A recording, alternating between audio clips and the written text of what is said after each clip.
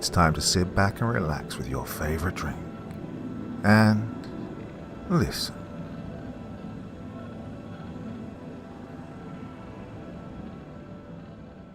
Challenge of the Wendigo.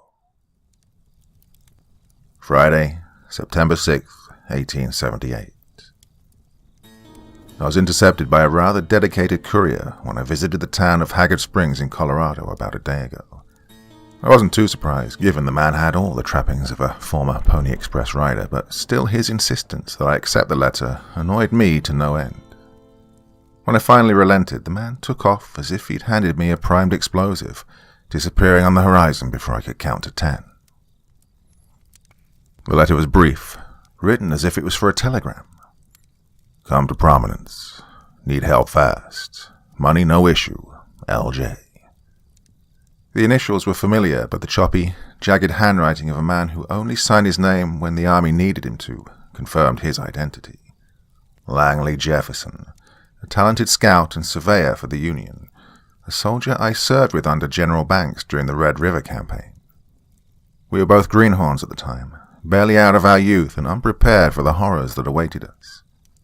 With my being the son of a professor and him one of a mapmaker, we bonded well, being among the few in our unit with a degree of formal education. Under normal circumstances, I'd ignore a letter with no details as to what I'm being asked for, all that gives me the chance to name my own price. These sorts of messages are the bread and butter of thieves and backstabbers who kill to take the last penny of a vagabond if they thought they could get away with it. But knowing Langley, the serious man that he is, I know he would never lie. And if he sent some codger trying to relive the glory days of the Pony Express, the desperation within must be the genuine article. I'll set out for Prominence first thing in the morning. It's less than half a day's ride from here. I should be able to arrive by noon. Saturday, September 7th, 1878. Prominence offered a chilly welcome, provided in part by the cold Colorado air and the dismissive countenance of its residents. There wasn't a single warm face amongst them, all bitter and resentful, like they'd never had a happy moment from the time they were born. It wasn't exactly unusual for this state, but for a growing city with a train station and all the signs of prosperity, it certainly was. Ignoring the townsfolk, I made my way to the biggest building I could see, a 3-story bar and inn. I tied my horse to the post and went in. The patrons within were as cheerful as their outside neighbors. For all the tables and chairs in the establishment, none of them were truly full. By my count, there were 8 men inside, including the bartender, and yet all of the customers sat at the big round tables by themselves. Some were drinking, staring deep into their glasses between lengthy sips, others reading. 3 sat watching one spin a coin over and over. One seemed to be carving something into the table with a small penknife, which the bartender seemed to ignore. Usually, entering a town as a stranger at least got the attention of the bar regulars when you went in unannounced, but here not even the bartender paid me anything more than a fast glance. I walked up to the bar and introduced myself, friendly as I could. I asked the bartender where I could find my old friend. The bartender informed me that Jefferson was likely in the sheriff's office, then asked if I was the Pinkerton the sheriff had sent for. Well, it had been a while since I'd heard the name of my former employers, and hearing them put a very bitter taste in my mouth. Biting back the callous remark I wanted to throw his way, I forced a small smile and shook my head, calmly explaining that I was probably the man he'd sent for, but that I no longer worked for Pinkerton. The bartender was indifferent to my response, and poured me a glass of water, telling me it wasn't his business who I worked for as long as I was going to help the town. I wasn't aware of how parched I was until I laid eyes on the water, and thanked the bartender for it, leaving him a dime as I departed for the sheriff's office.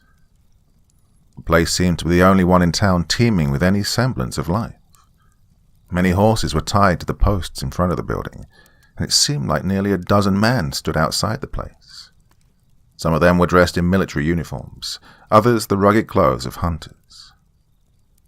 Unlike the townsfolk, they were quite jovial, laughing and sharing stories amongst themselves, as men often do in their downtime. I tipped my hat to them as I moved past them to get into the building. The door hadn't even shut behind me before Langley greeted me with the excitement of a child being given sweets. I returned the gesture, somewhat imposed by his behavior. I'd always known him to be a bit eccentric, but never this excitable. It took me a moment to realize his odd behavior wasn't excitement, but fear. I felt it when I shook his hand, his fingers trembling like a frightened animal, cornered by predators with no way out. He motioned for me to sit down, trying to hide his worry behind pleasantries. I spoke briefly on my recent travels, but cut him short when he tried to keep the talk small. I made it clear I understood he was troubled by something, and time spent focused on formalities would only deepen them. His face dropped for a second, then he smiled, chuckling his odd laugh. He seemed to brighten a bit at my frankness, something he probably hadn't endured since we last saw each other. Reaching under his desk, he grabbed and placed upon it a massive deer skull. In what could be described as a fit of delirium, Langley told me a tale of a group of legendary beasts tearing through the town in the middle of the night 2 days prior. These creatures were unlike anything he or anyone else in town, even the band of hunters and trappers that happened to be passing through, had ever seen before. He spoke of a man being torn clean in half, trying to protect his family, of a woman who'd been beaten to an unrecognizable mess in the middle of the streets, of 2 men whose heads had been slammed together with such force that they were reduced to nothing. His countenance grew more and more worried as he spoke of how they wouldn't so much as flinch at the power of firearms, of how he himself had landed at least 10 shots into the flesh of one of these things, for it to keep moving as if he'd been throwing gravel at it. Well, I tried my best to console him, and to my relief Langley seemed to bring himself down, exhausted from his retelling of the events that had transpired. For the second time in less than a day, I found myself aghast at what I was believing, and how quickly I was believing it. Oh, I firmly assert that, had it been any other man on the planet, I would have laughed in their face and turned tail. But I know Langley, and I'd never seen him this mentally broken. Not even when a 12-pound cannonball had nearly taken his testicles when it passed between his legs. He was a man who had the coldest of ice flowing through his veins, who had faced the deadliest things this world had to offer time and again with the visage of a warrior, never faltering. Whatever he had seen had shaken him up, and that terrified me. Once he'd settled down, I asked him if they could be killed at all. He nodded slowly, telling me that they'd been both blessed and cursed when one of the creatures happened to charge into an outhouse that had temporarily been repurposed for explosive storage on behalf of a local mining operation. The thing didn't stand a chance, as whoever had stored the explosives had kept the blasting caps too close to the rolls of dynamite, and when it tore the doors of the outhouse off its hinges, it blew the entire stockpile. While it wasn't reassuring that the things apparently could only be done in by explosives, Langley felt the tiniest bit relieved that the beasts could be killed. I asked him why he'd picked me for the job. I didn't know but the most cursory facts about explosives, and I certainly wasn't armed heavily enough to take on the monsters. He told me that he'd contacted me because he'd bumped into Cannonball Ford, our old friend from the army, and he'd told Langley about seeing me a few towns over a couple of days ago. Langley told me he desperately needed this as a favor. The monsters had taken 5 children, and the town was looking to him for a solution, but he couldn't go himself. Not now, not when he was needed elsewhere. And he started sweet-talking me, telling me how he really needed someone who could shoot the cherry off a distant cigarette, someone who could keep his cool when things went sour, and someone who could re-establish order amongst the troops when their morale was at its lowest. Well, I wish I could say I felt the fires of heroism set ablaze within me in that moment, but that would make me a liar. The compliments, questionably accurate as they were, weren't enough to stir me to take this dangerous job. It was bad enough hearing the story of these creatures, but seeing how it disturbed Langley so deeply affirmed in me that I would not be coming back from this if I were to accept. I was about to leave his office, then and there, our friendship and history be damned, when someone else came in. I'd recognized those striking blonde locks anywhere. Elizabeth strode into the office, an air of authority the sheriff was sorely lacking, carrying her powerful strides. She briefly acknowledged my presence, true to her character, and began talking with her husband. I didn't catch much of what they were talking about because I was too preoccupied with what was in her arms. The baby couldn't have been older than 6 months. He had a tuft of soft, ash-blonde hair sticking out from the swaddling he was wrapped in, and a soft, fatty face. His eyes were some lighter shade of green, a God-given compromise between his mother's emerald hue and his father's deep blues. I couldn't help but stare at his extremely attentive gaze, and he kept his eyes locked on mine. In that moment, I understood why Langley had called upon me. He'd seen the damage these things could do, but as sheriff of prominence, he was expected to lead the charge against them, and he couldn't fathom the thought of leaving his son without a father to raise him, yet he couldn't let those things think they could come back. He had a lot to lose no matter where he turned, and so called upon me, hoping I'd save him. I'd foolishly thrown away my chance at such a life. Well, I wasn't about to let him be forced into the same mistake. Elizabeth left with as much grace as she'd entered with, giving me a brief goodbye on her way out. Her presence had eased some of the worry Langley had felt moments prior, but he was still uneasy. Before he could beg for my help, I assured him I would proudly take his place, and would accept whatever he felt appropriate as payment. He embraced me as soon as the words left my mouth, and assured me he would pay me handsomely for my help.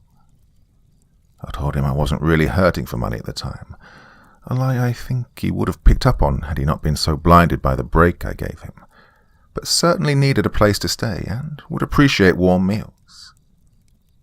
He promised me that he would personally see to it that I would be kept sheltered and full the entire time I stayed in Prominence.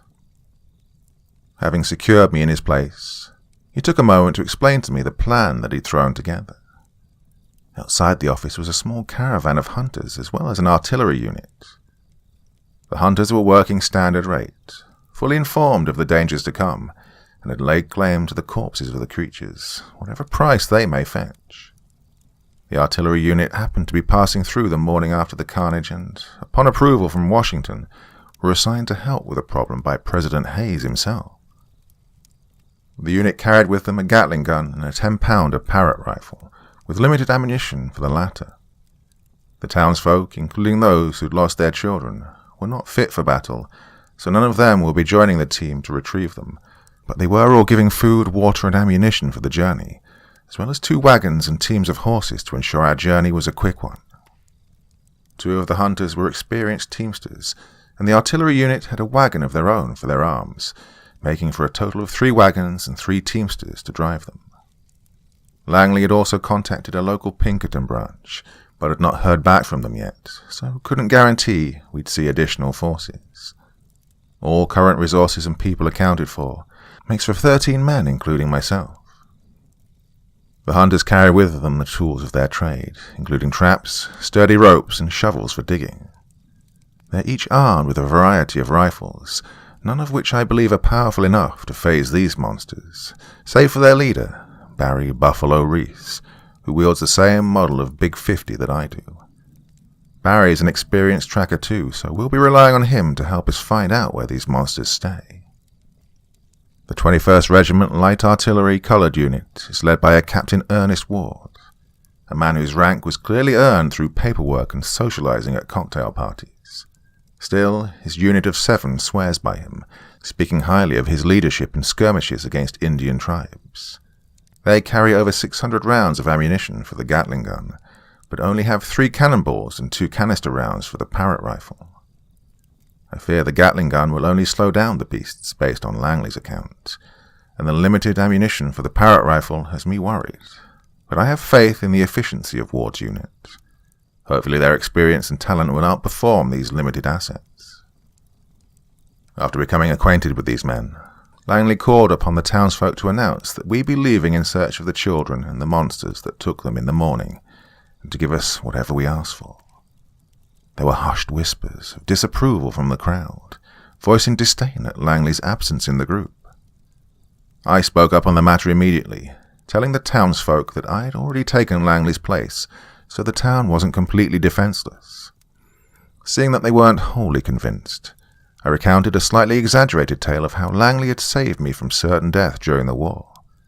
This seemed to appease the people enough, and Langley threw a very thankful glance my way. The townsfolk then disbanded, and Langley directed us back to the bar where we'd stay the night. The hunters insisted on sleeping under the stars, so they set up camp just outside town. I reminded Barry that he and his men should be ready by sunup, which earned a gruff reply from the mountain of a man as he left. I suppose, if they're late, a bucket of water for one of the horses' troughs will serve as an appropriate wake-up call. I spent the rest of the evening entertaining the stories of Ward's unit and reassurances of their abilities. Most of them drank excessively for a military unit, but I suppose it's just as well, since they may not be coming back from this expedition. I stuck to the water this town offered, thankful the drinks were on the house. The men noisily retired for the night about 2 hours after sundown, after which I went to the room prepared for me. As I write this, I wonder if this whole ordeal is meant as a test. I recall going to church as a child and hearing our pastor speak at great length about how God would allow the devil to test God's most devout followers. The story I remember most is that of Job, a man who endured suffering unlike anything I can compare for a long time as a test of his devotion to God. Although my pastor would often spend more time singing praise of Job's unending dedication to God and the rewards he reaped for surviving the devil's test, I found myself reading over the passages of Job's self-doubts. Even though he never condemned God for what befell him, he explicitly expressed disbelief over the tragedies that he'd faced, and wondered what foul sin he must have committed to end up where he did. I suppose the only difference between me and Job is that I know the sins I've committed. I'm hesitant to say this will answer for them, but it isn't going to stop me from completing this mission.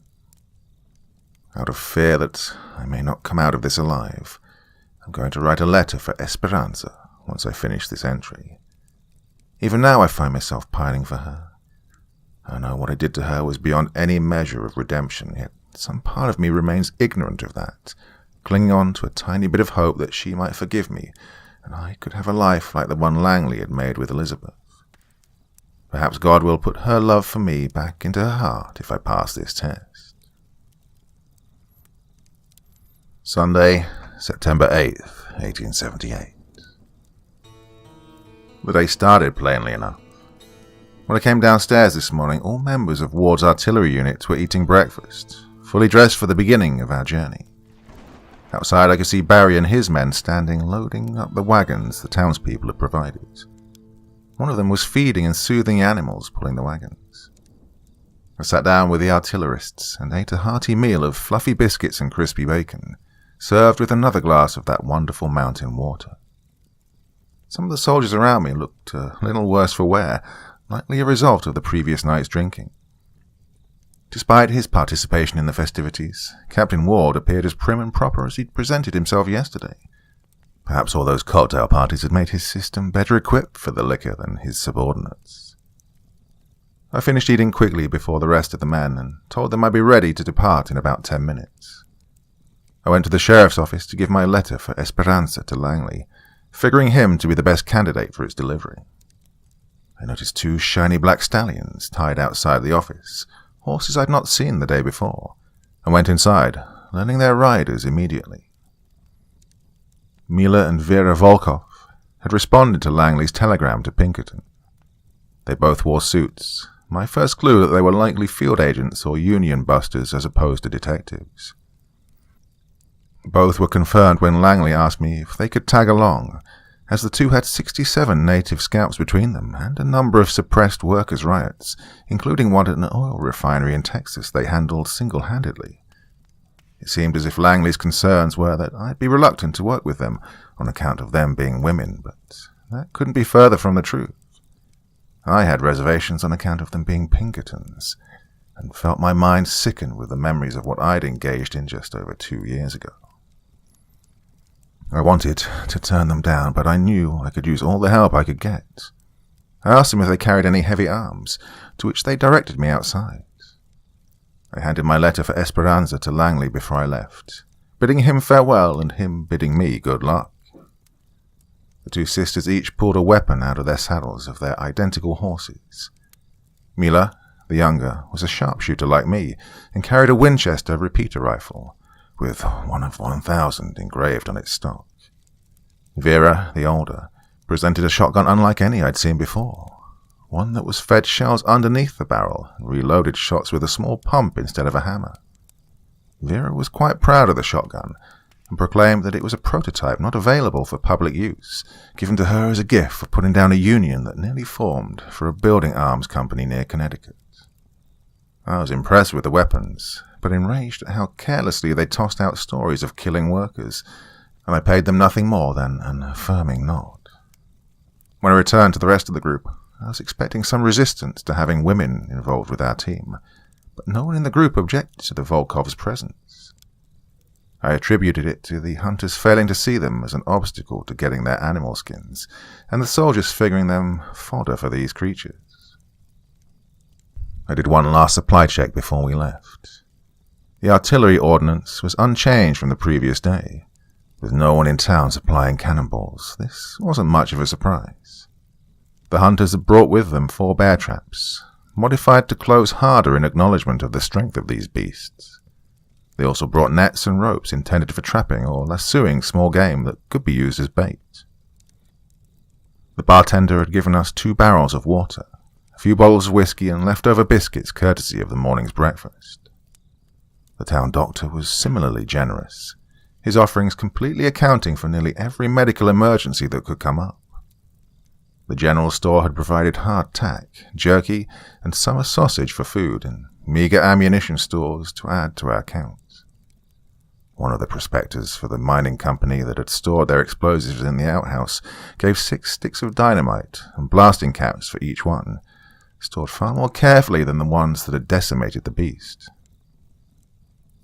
Lastly, the local gunsmith provided more arms for us, including 2 more big 50s for me and Buffalo to use if a sniping situation were to present itself, a few .45 caliber Colt revolvers, stronger than the .38 Langley carried, giving me hope that they might break the skin of these creatures, and personally presented to me a .41 knuckler, a strange combination of a revolver and brass knuckles, saying that Langley's praises of my sharpshooting skills worried him that I was unprepared for close encounters.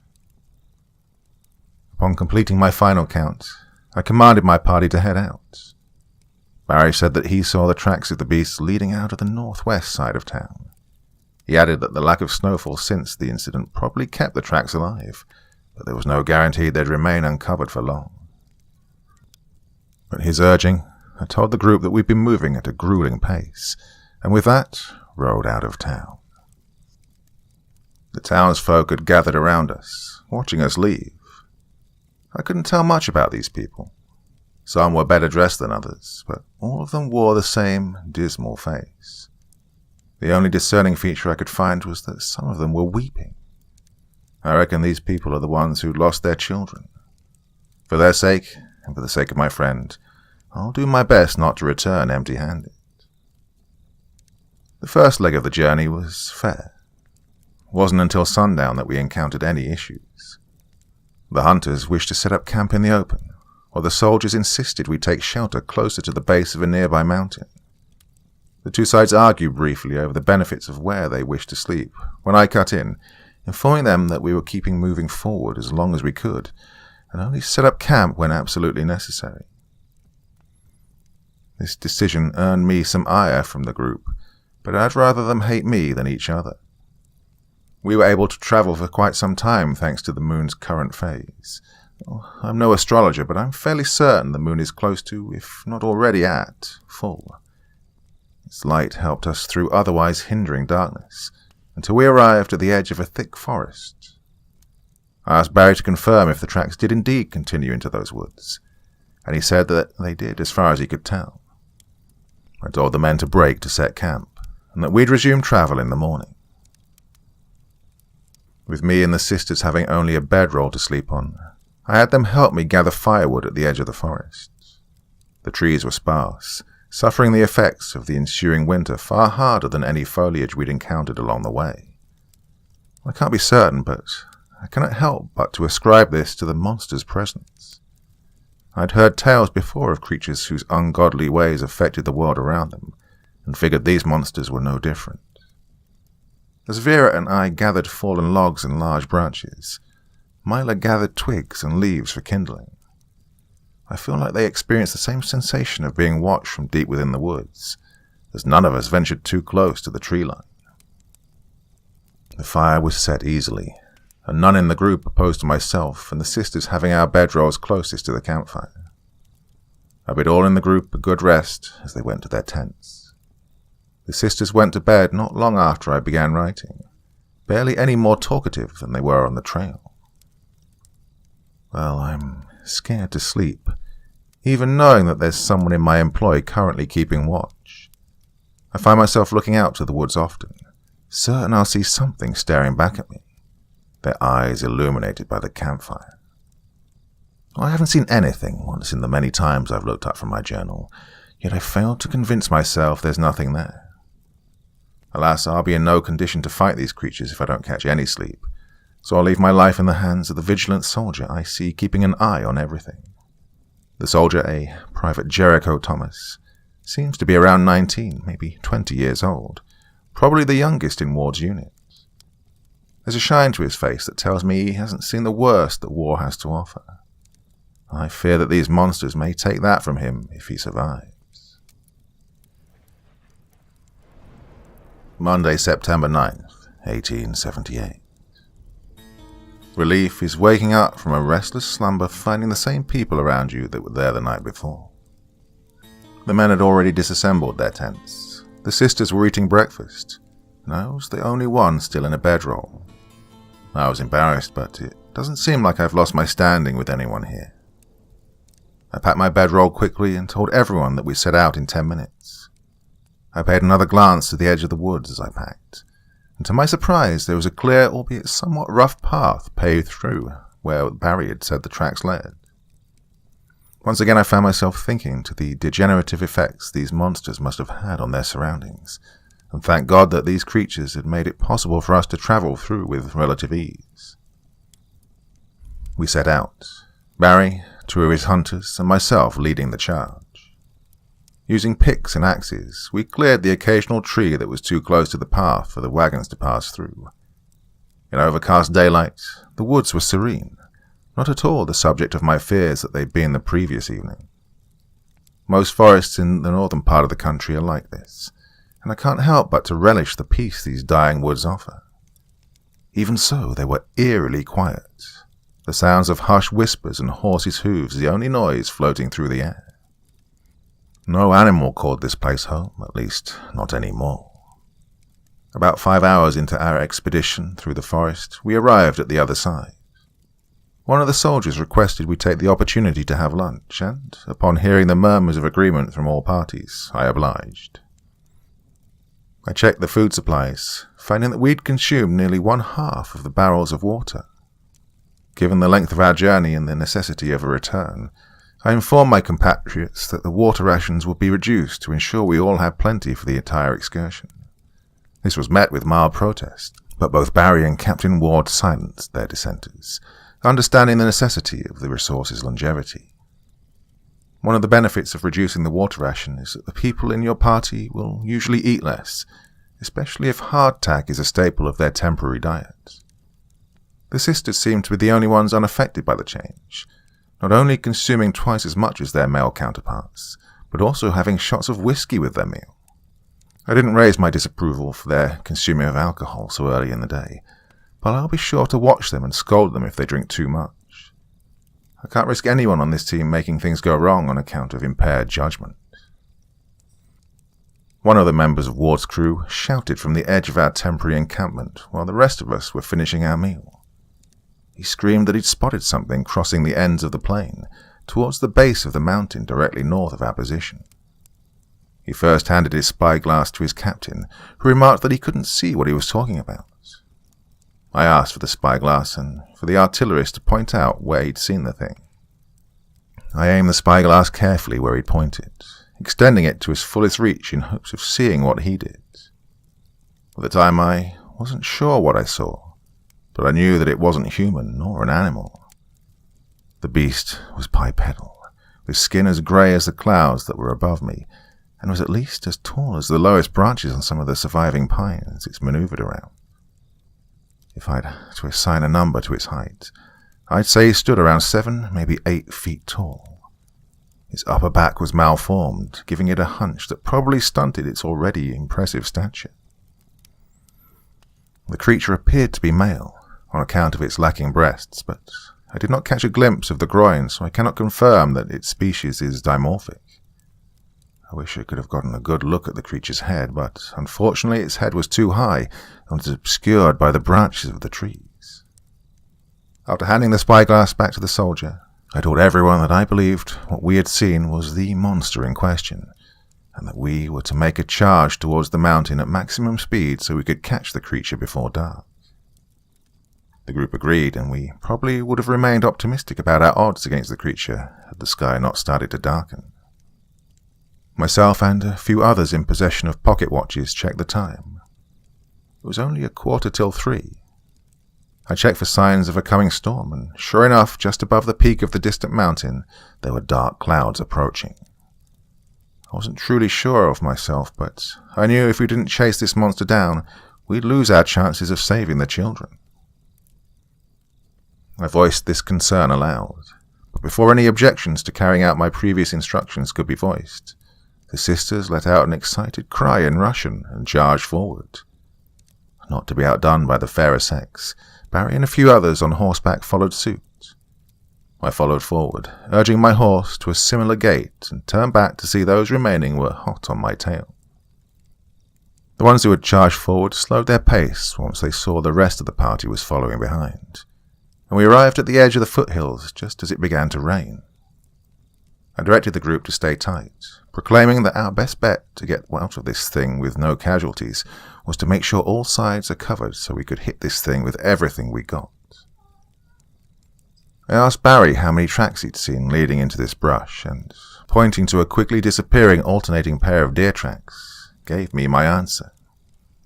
I asked Ward if he could have 2 of his men stand guard with the Gatling gun just a little ways back from where we stood, to make sure the monster didn't escape us, and he had 2 of his company set up with the wagons behind the direction the gun was facing.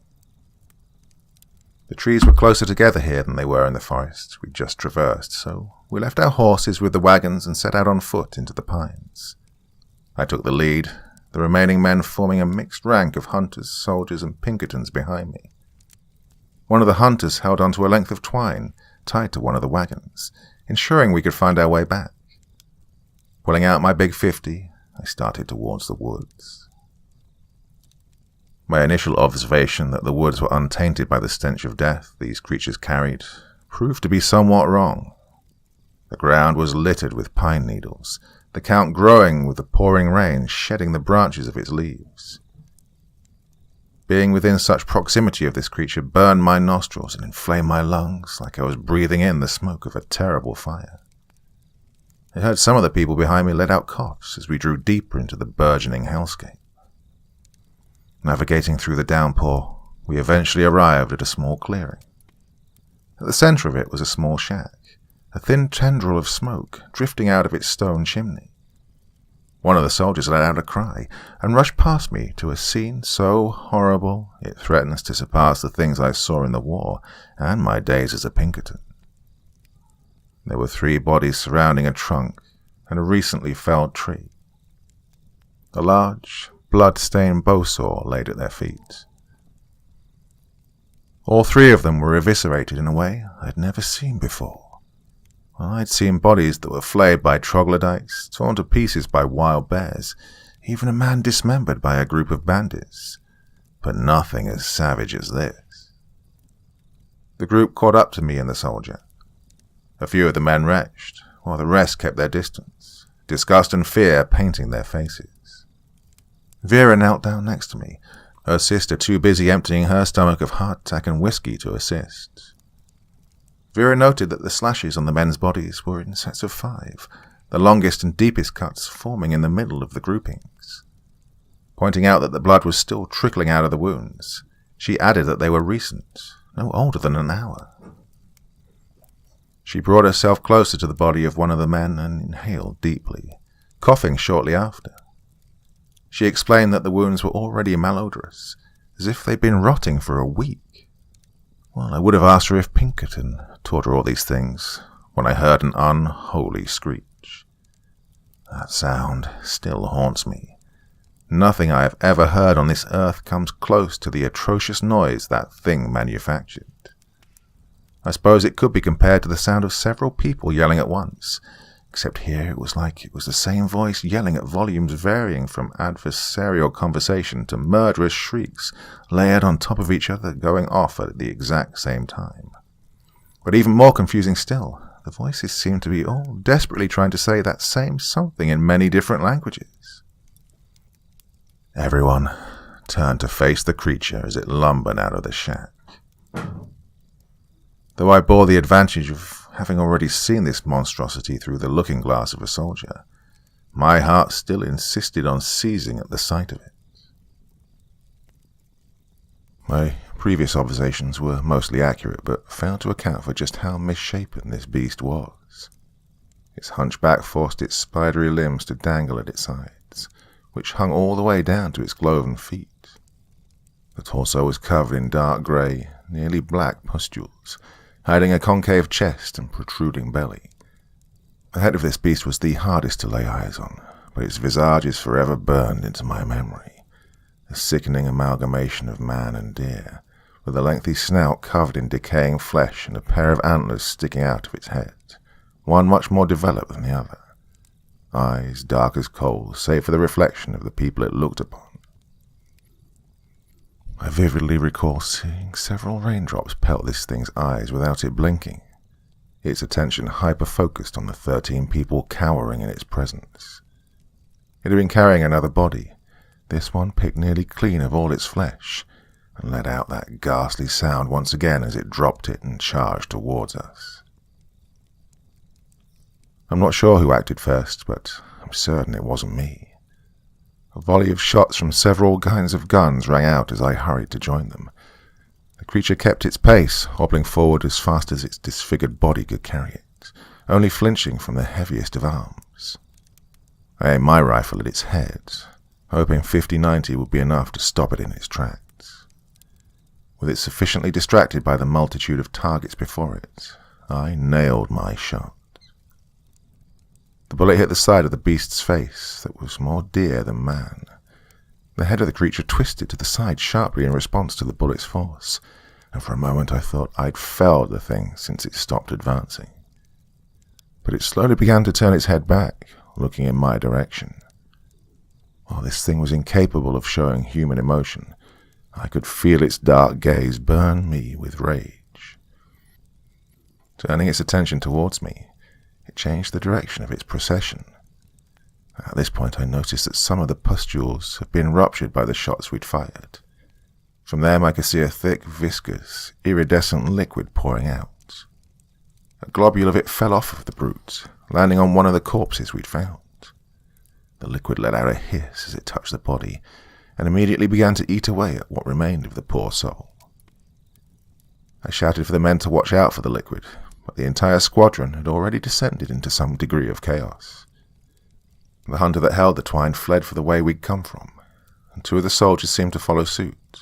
Now, here I am thankful to admit my primary observation was wrong, as I later saw them up in the trees firing down on the thing, and the hunter that had fled returned without his twine, having tied it to a tree. Barry and the 2 remaining hunters were unloading everything they had into the creature, dropping weapons as they ran out of ammunition and backpedaling. Myler had taken a position near the back corner of the house, taking shots at the creature's backside. Ward ordered for his men to heed my warning and aim away from the torso. As the abomination drew closer to me, I count my lucky stars that Vera had stayed near me when it happened. I was trying to reload my rifle at the time, and had only just jammed a bullet into my rifle when the monster was upon me. It raised its massive arm to swipe down at me, and I surely would have been torn in half had Vera not blasted it away with her shotgun. The beast didn't really suffer so much from the bullets as he did the power behind them. His swing was thrown off by the shot, causing his clawed hand to swing mere inches in front of my face. As it passed by, I was overcome with a stench unlike any I'd experienced before, as if this thing was cursed to bear the smell of the corpses it consumed. As Vera continued pumping shells into the creature, a bit of the liquid from its source found its way onto my jacket sleeve. I threw my jacket off immediately, relieved that the caustic substance had not yet eaten through it before I tossed it. Had I not acted as quickly as I did, I at least wouldn't be completing this entry due to missing the only arm I can write with. Vera managed to push the creature back to the border of the clearing. Here she had run out of shells and needed to reload. Ward shouted for her to get out of the way, and had she dived any later, her body would have eaten the bullets of 6 men. Ward's troops, in accordance with his last instruction, aimed directly for the head of this creature. I watched as the bullets either missed or ricocheted off the skull. Disbelieving such a creature could ignore this much damage for so long, I took aim once again at its head. This time, I sought to hit the decaying human side on its right, hoping that blowing that away would surely end this beast. Just like the previous time, my shot found its mark. I felt hopeful when I saw the entire right side of this thing's head get reduced to a misty mix of blood and pus. Surely no living thing on this earth could survive without its head. I was proven wrong when, as it had moments before, turned what remained of its head towards me.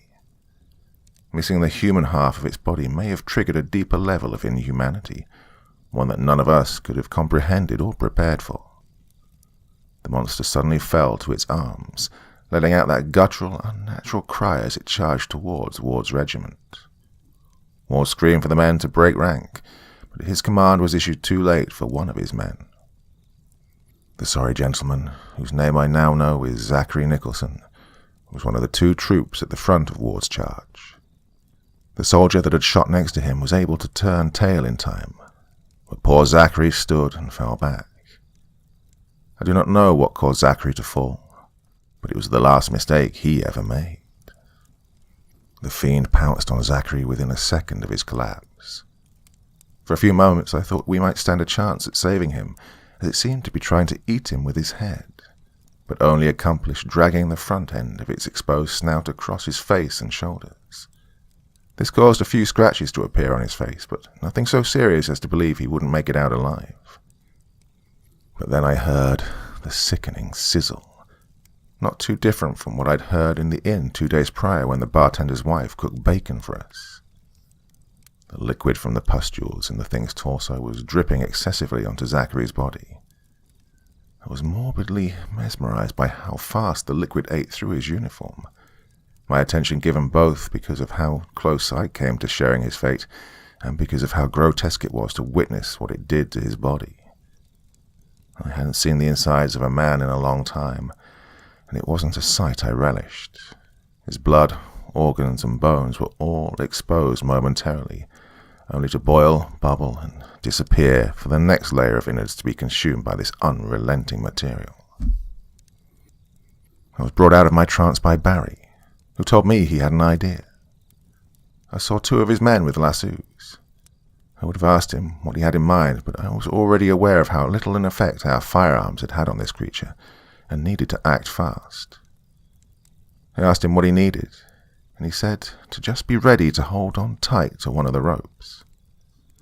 I called for the men to do as Barry suggested, and we split up into 2 groups, half of us with each of the lassoing men. The creature was preoccupied with trying to eat Zachary, and I started to grasp what Barry's plan may have been. What we were going to do once we had this thing subdued was beyond my comprehension at the time, and I was not prepared for Barry's suggestion.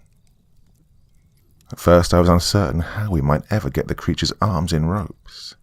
That's when I heard a battle cry, not unlike the ones I'd hear my fellow Yankees yell from my soldiering days. Ward charged the beast, his pistol in his left hand and his saber in his right. Since Ward had backed away, perhaps he wasn't privy to the fate of Zachary like I was, and thus believed he could save him. I admire the bravery of this man's charge, and admit here and now that my first impression of him was extremely poor. Ward made a wild slash at the monster with his saber, slicing a thin piece of its shoulder. The beast fell back a bit, but then lunged forward at Ward. He sidestepped the creature to the right, a powerful maneuver taking advantage of its blind spot. Ward fired a round from his pistol into the gaping maw that remained of the monster's head, and the beast recoiled. It threw out another blind slash, this one parried by Ward's blade, but the strength behind it caused Ward to lose his footing a bit and fall. The beast then stood on its hind legs and positioned itself above Ward, raising both of its arms ready to tear him to shreds. At that moment, both of the lassoers threw their ropes and managed to snare the creature's arms. Immediately Ward shot to his feet, and we all grabbed the ropes, holding on to them tightly. Barry then shouted at the soldiers in the trees to come down and grab the bowsaw. On the off chance they might have hesitated, both Ward and myself gave the same command. As the soldiers got down and we struggled to keep the beast subdued, I saw Barry nod his head towards the edge of the clearing. At first I had no idea what he was motioning towards, so I yelled for everyone to move in the direction he'd given. As we grew closer, I figured out what he was going for. There was a massive pine sitting on the edge of these woods. Understanding his plan wholly now, I instructed the two soldiers to get started on cutting down the tree and to make sure it faced our direction. We all struggled greatly against the beast, trying to bring it to its demise. But still we managed to get it right where we needed it, and the soldiers were sawing away at the tree as instructed. It felt like an eternity, especially with the rain making the ground that much harder to dig our heels into, but soon we heard the deafening crack of wood splitting and felt the ground tremble as the tree came crashing down.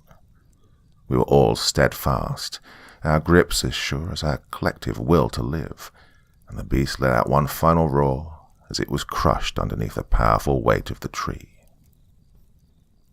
The ones closest to the monster were nearly covered in the terrible pus, but thankfully stepped out of the way in time.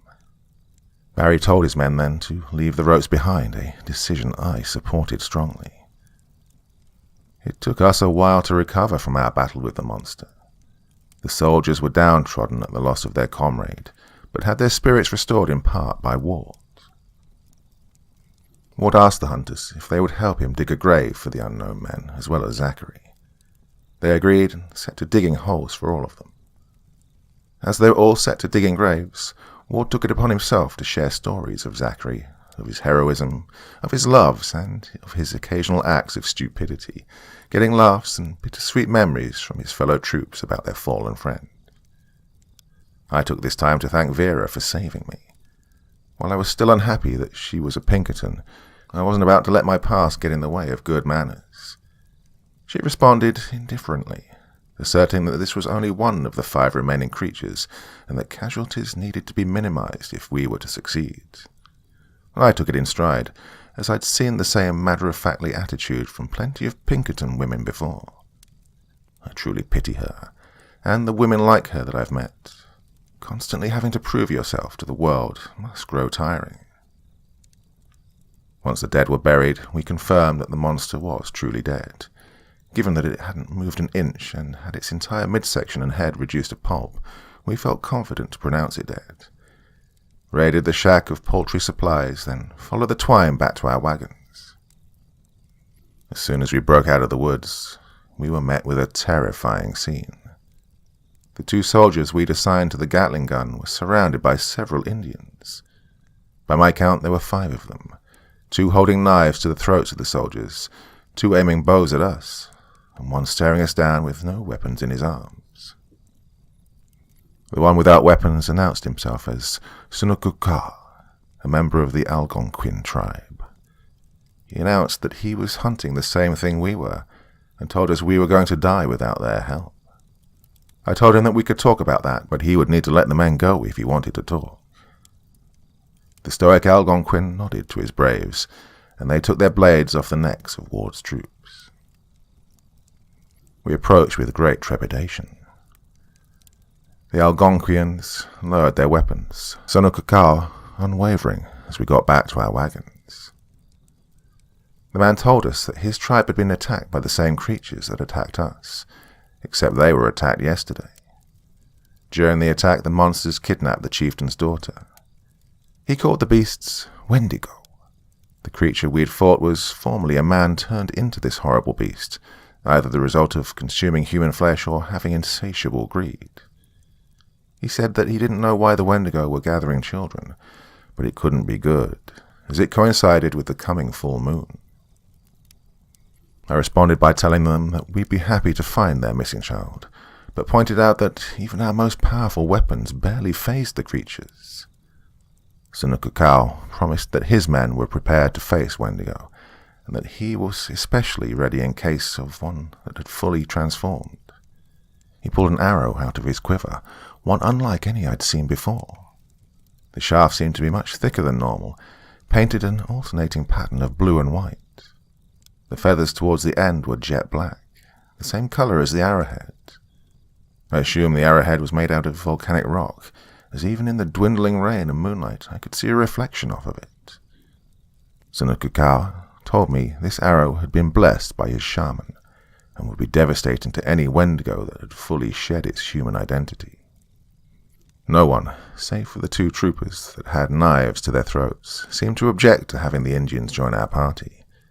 It was a good thing they joined too, as Barry lost the tracks of the beasts to the rain, and they said they knew where the Wendigo rested. I cannot imagine what sort of realm men who rejected their humanity would reside in.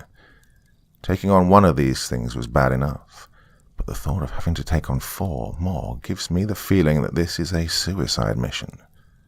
The Algonquians say this place is right around a day and a half's ride from our current location. The men seem either shaken or overconfident.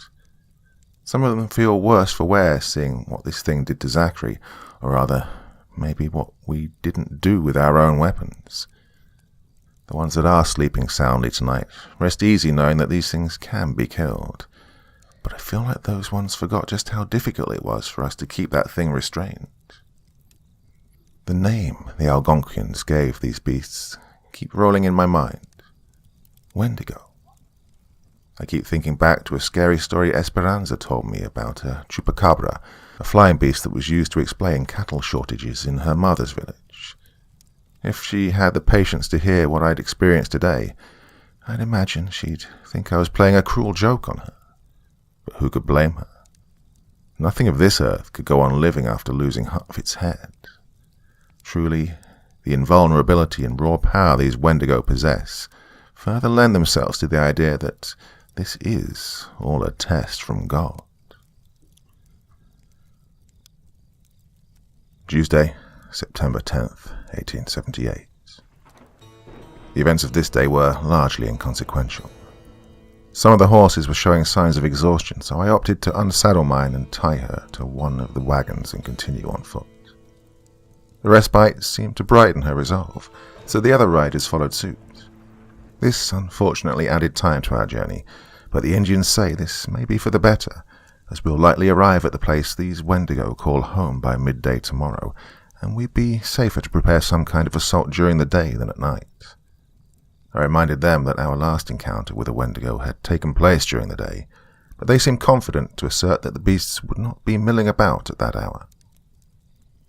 The Algonquians are surprisingly personable with our ranks. In my experience, Indians tend to only tolerate the white man as needed, only socializing with them when absolutely necessary, and even then making sure we know how much we were despised. Here they openly engage with the men in conversation, sharing stories and waxing philosophical as if they were our lifelong companions. Over time, many of the men shared their friendly nature, even the 2 who had been at the mercy of their blades last night. They were even so kind as to give me a deerskin hide to keep me warm in place of my jacket, a gift I am very grateful for. The Volkovs were the only ones keeping their distance, I assume because they had never seen the natives as anything more than a means to a quick $50. When we broke camp for the evening, I asked Sunukukau why he and his men were so benevolent to us. He told me that he had been in many battles, and that his most successful skirmishes occurred when the men bonded well together. I wanted to press further, but what good would that have done? I'd just end up feeling guilty for things he'd every right to be mad about. I spoke briefly with Ward, Barry and Sunukukau about our plans for the coming day. Seneca Cow described the land we were about to enter as wholly devoid of nearly all signs of life, where the soil is too coarse for any kind of plant to survive. He said that this was due to the influx of the Wendigo's boundless greed, constantly taking all it could, even unconsciously. Barry suggested this was opportune, as it would be easy to dig trenches and traps if the soil was as Seneca Cow described. Ward asked both Barry and Seneca Cow if one of their men would take the place of Zachary for their parrot rifle, saying they could be trained to use the sponge staff in about half an hour. Ward emphasized the importance of their artillery unit operating at peak efficiency, and Barry said he'd asked one of the men to fill the spot. As I was preparing for bed, I noticed Mila on the south end of our encampment, sitting by herself on a stump. I approached her, thinking of Seneca Cow's advice and hoping to build a rapport. I spoke quietly to her, thinking she must have been deep in thought, but in truth she was reading. Mila had worry etched deep into her young face. I asked her what was wrong, and she handed me the book. She told me that she'd retrieved that from the shack we'd raided the previous day, and I noted it was a moleskin journal, not unlike the one I write in now. I thought it odd that she would take the journal of some woodcutters who we didn't know. After a brief instant of me leafing through some of the entries, she told me to read the entry for September 2nd. Wondering what she could be going for, I turned my attention to the page. Here, I write verbatim what was written there. The child was left on our doorstep last night. She nearly lost her toes due to the chill of the snow. We're caring for her as best we can, thinking we might run her to one of the orphanages in the nearby town, if we can't find her parents. I didn't even finish reading before Mila spoke of how we hadn't found the body of a child at the place we thought the infested monster. I told her that maybe the woodcutters had done as they intended and brought her to one of the nearby orphanages, but she said she had read through the passages from that day to the day we arrived at their house, and did not see mention of them finding her family or bringing her to town. Mila asked me if I was familiar with numerology. I told her yes, but in truth I only know of how Pythagoras applied it to his studies of arithmetic. She told me this story of how she'd gone to a fortune-teller when the circus had come to town one year, and how the mystical woman did a tarot reading for her. The woman's prophecy from Mila had all 4 of the available 7s come out, and she told Mila that this meant the 7 was a sign of a spiritual quest for her. She asked me if I thought this was her spiritual quest, seeing as there were now 7 kids that needed saving. I could tell she needed guidance. Unlike her sister, Mila is not nearly as resolute, but then again I can't imagine all the men in our company are free of such a state of mind. I told her about my own thoughts of this being a test from God, and shared with her the story of Job, making sure I didn't gloss over the parts about his self-doubt. This seemed to ease her only a little. I asked her if she knew any hymns. She said she hadn't spent a whole lot of time in church growing up, but she knew a few. At that, I questioned if the religious guidance I offered her would be effective. Still, I continued, pulling out my pocket watch. I pressed the button on its side that triggered a tune very dear to me. I never had much of an aptitude for music, but I still sang the words. After all, plenty of people in my old congregation couldn't sing, and that never stopped them from making a joyful noise as the psalms proclaimed. The watch could only play the first few chords of Rescue the Perishing, and Mila didn't know the words, but it seemed to soothe her far more than the parable. Seeing that she'd been alleviated, if only a little, I told her that God had to be on our side in this battle, as nothing this unholy could be his creation. At that, I left her, hoping that she'd find solace in my words. I find myself letting my watch play those same few chords of Rescue the Perishing to accompany my writing. Perhaps because I've always been such a terrible musician, I was so enamored with how well Esperanza could play almost any instrument that was put in her arms. Rescue the Perishing was her favourite hymn, one that she would sing alongside her playing of the piano for 2 different churches on Sunday, the only differences in her performances being the language she sung in. It's been a while, but as the notes are plucked by my mechanical musician, I can faintly recall how sweet her voice was. In all this darkness, after all I've done, she continues to be a bright beacon, only as a memory. I smile as I imagine what kind of lovely influence she might have if she was actually here, but dismiss the thought just as quickly as it comes. This is the last place on earth any good person should be. Wednesday, September 11th, 1878.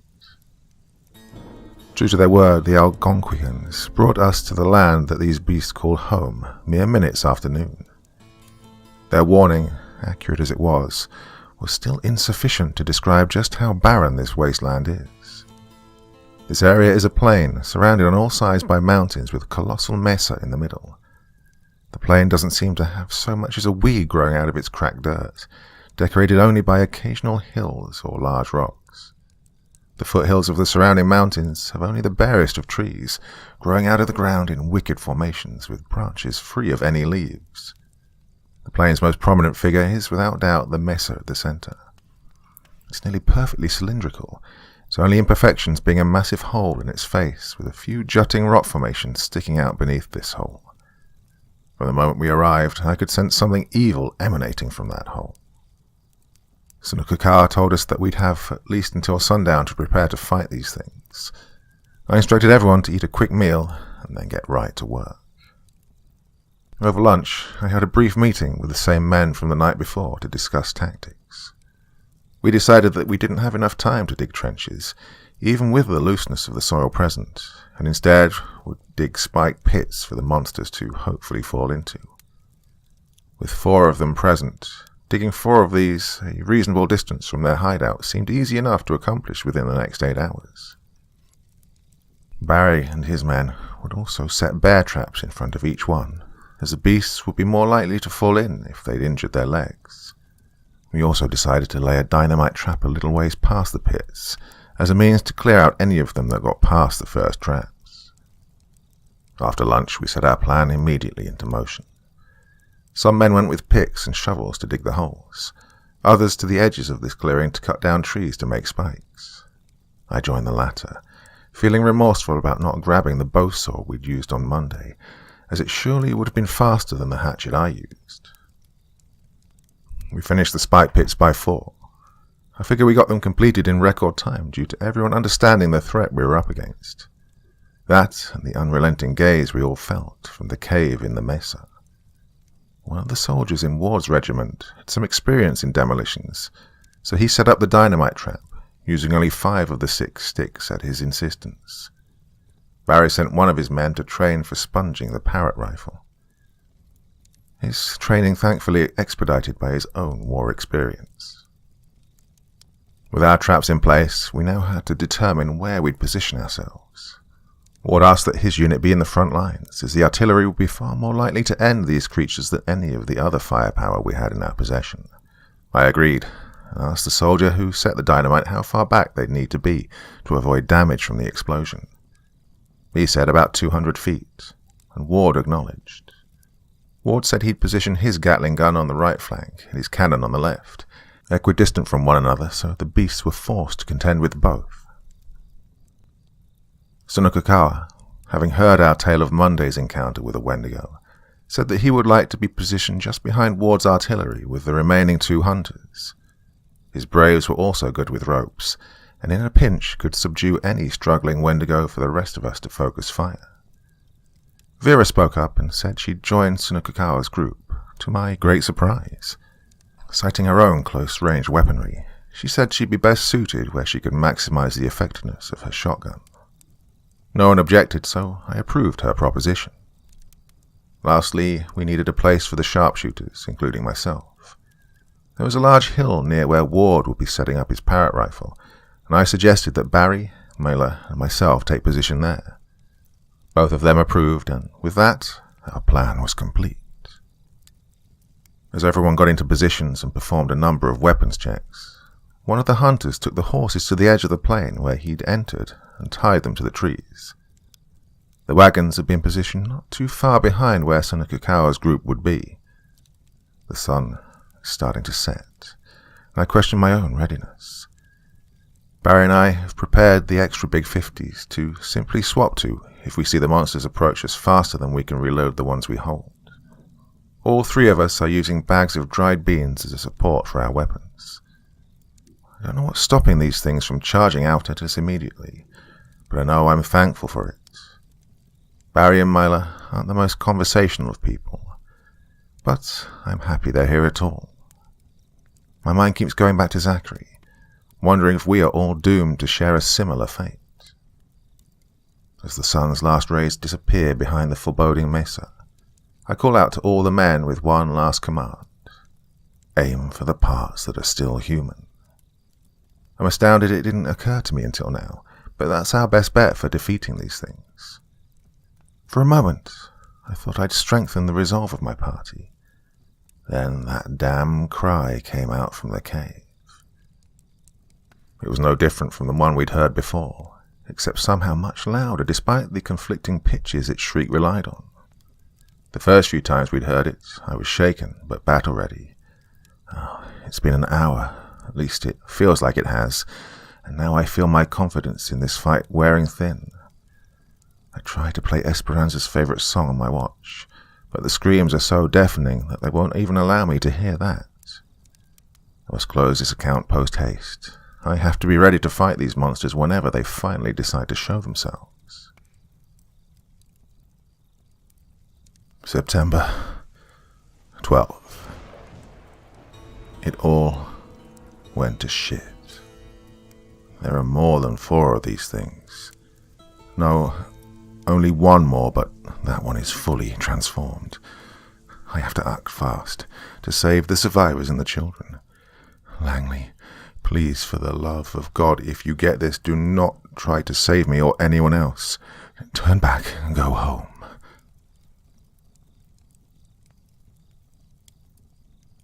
Challenge of the Wendigo, Part 2. September 19th. I awoke from my long sleep late this morning. Out of fear that I might misplace memories or forgo an important detail, I've decided it far more prudent for me to retell the events that transpired last Wednesday as opposed to the events of today. For this account, I have the assistance of the other survivors to ensure its accuracy, as well as to dictate on my behalf when my strength fails me. Starting where I left off, neglecting that hurried mess I wrote down in the very early morning of the 12th, we'd endured the long, agonizing screeches of these Wendigo for about 10 more minutes before they finally revealed themselves. One by one they left the mouth of that cave, climbing down with impressive attention, taking advantage of the rock formations that led up to the cave. At the time I didn't see them too well, even with the brightness of the full moon, but the entire encounter and the accounts of the other survivors enables me to describe them. The first one that fell seemed to be the closest to its transformation, having almost no human qualities, save for a patch of dark skin on its shoulder. The second one was not nearly as far along, misshapen with the arm of a human man. The third was as developed in the torso and head as the first, but had human legs that seemed to struggle to carry itself, and relied mostly on its powerful arms to move around. The final one only had a human torso, wielding the same terrifying arms and legs as the first, and when it got closer, we saw it wore the skull of a bug to hide its human face. They all pressed forward, the one with the human arm trailing behind due to a limp. We held our collective breaths as they approached the traps we'd laid. At that point I found myself cursing for not stripping the wagons of their covers to hide the pits. Now I realize how worthless that would have been. They had been watching us all day. There was no way they'd fall into those pits. Sure enough, the leading Wendigo leaped over our traps and continued their approach. The one with the limp struggled to clear the pit, and for a moment I thought he might have fallen in, but that idea was quashed when I saw it crawling out with its demonic arm, a single spike sticking out of its right leg.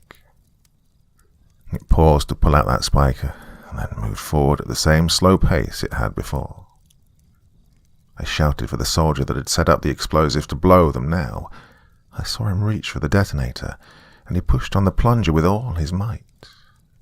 There was silence, save for the persistent echoes of the Wendigo coming for us. I saw him repeat the motion, for the same result to occur. He began to panic, continuing to slam the plunger into the box to no avail. His captain told him to stop, that the dynamite wasn't going to work and to ready the first cannonball shot. The soldier, named Marcus Quentin, reluctantly agreed and instead took the drawstring of the Parrott rifle in his hand, ready to fire. Per his instruction, Ward's cannonball crew aimed their cannon towards the charging Wendigo. At this point, the other sharpshooters and myself began to shoot at the beasts. I'm confident the bullets I shot found their mark, as the Wendigo would recoil when I hit them, but they never stopped their advance. I began to wonder if these particular ones were more advanced than the first we'd encounter, when the thunderous sound of cannon fire rang out. According to one of the soldiers, they probably would have been able to reduce these creatures to mist if they'd had access to a bigger cannon. With the Parrott rifle only firing 10-pounder cannonballs, it would barely faze these creatures if it hit the parts of them that were transformed. Now, by either a stroke of luck or divine guidance, the 10-pound ordnance managed to strike one of the legs of the Wendigo that had a human bottom half. This caused it to halt its advance for a moment as it clutched the stump where the leg had been. The other three were still approaching, so Ward commanded the men behind the Gatling gun to fire as his cannon crew reloaded. They obliged and let loose a firestorm of bullets upon the monsters. I've come to learn that this Gatling gun was a brand new model, one that fires 50 caliber bullets, not unlike the ones my Sharps rifle relies on. The power behind the bullets, while not enough to break the skin of these monsters, kept them back. I applauded the aim of the gunner, Jericho Thomas, as he was able to divide his attention effectively between the three Wendigo and keep them all at bay while his comrades reloaded their cannon. Another resounding boom rang out. This cannonball unfortunately found its way into the torso of the more transformed Wendigo, the one that wore the buck skull. The shot managed to knock it many feet back, almost into the pits originally intended for it. I knew the shot did no true damage when it stood back up, the cannonball embedded in its chest. Reaching into its concave torso, it let out a guttural yell unlike its usual cry, and pried the cannonball from where it lay. By my observation, the thing did more damage to itself digging it out of its chest with its sharp claws than the cannonball ever did. Continuing its unusual noise, it took a few steps forward before chucking the cannonball back at Ward's cannon formation.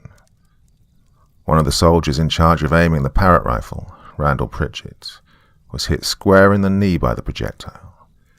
A sickening crunch rang out as Randall's knee bent inward, followed closely by a pained shriek from the soldier as he fell to the ground.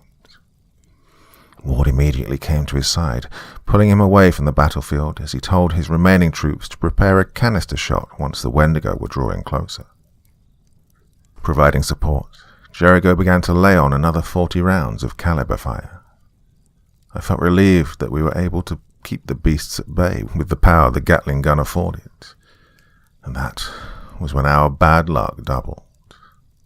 Right as the cannonball crew had primed the canister round, the Gatling gun stopped firing.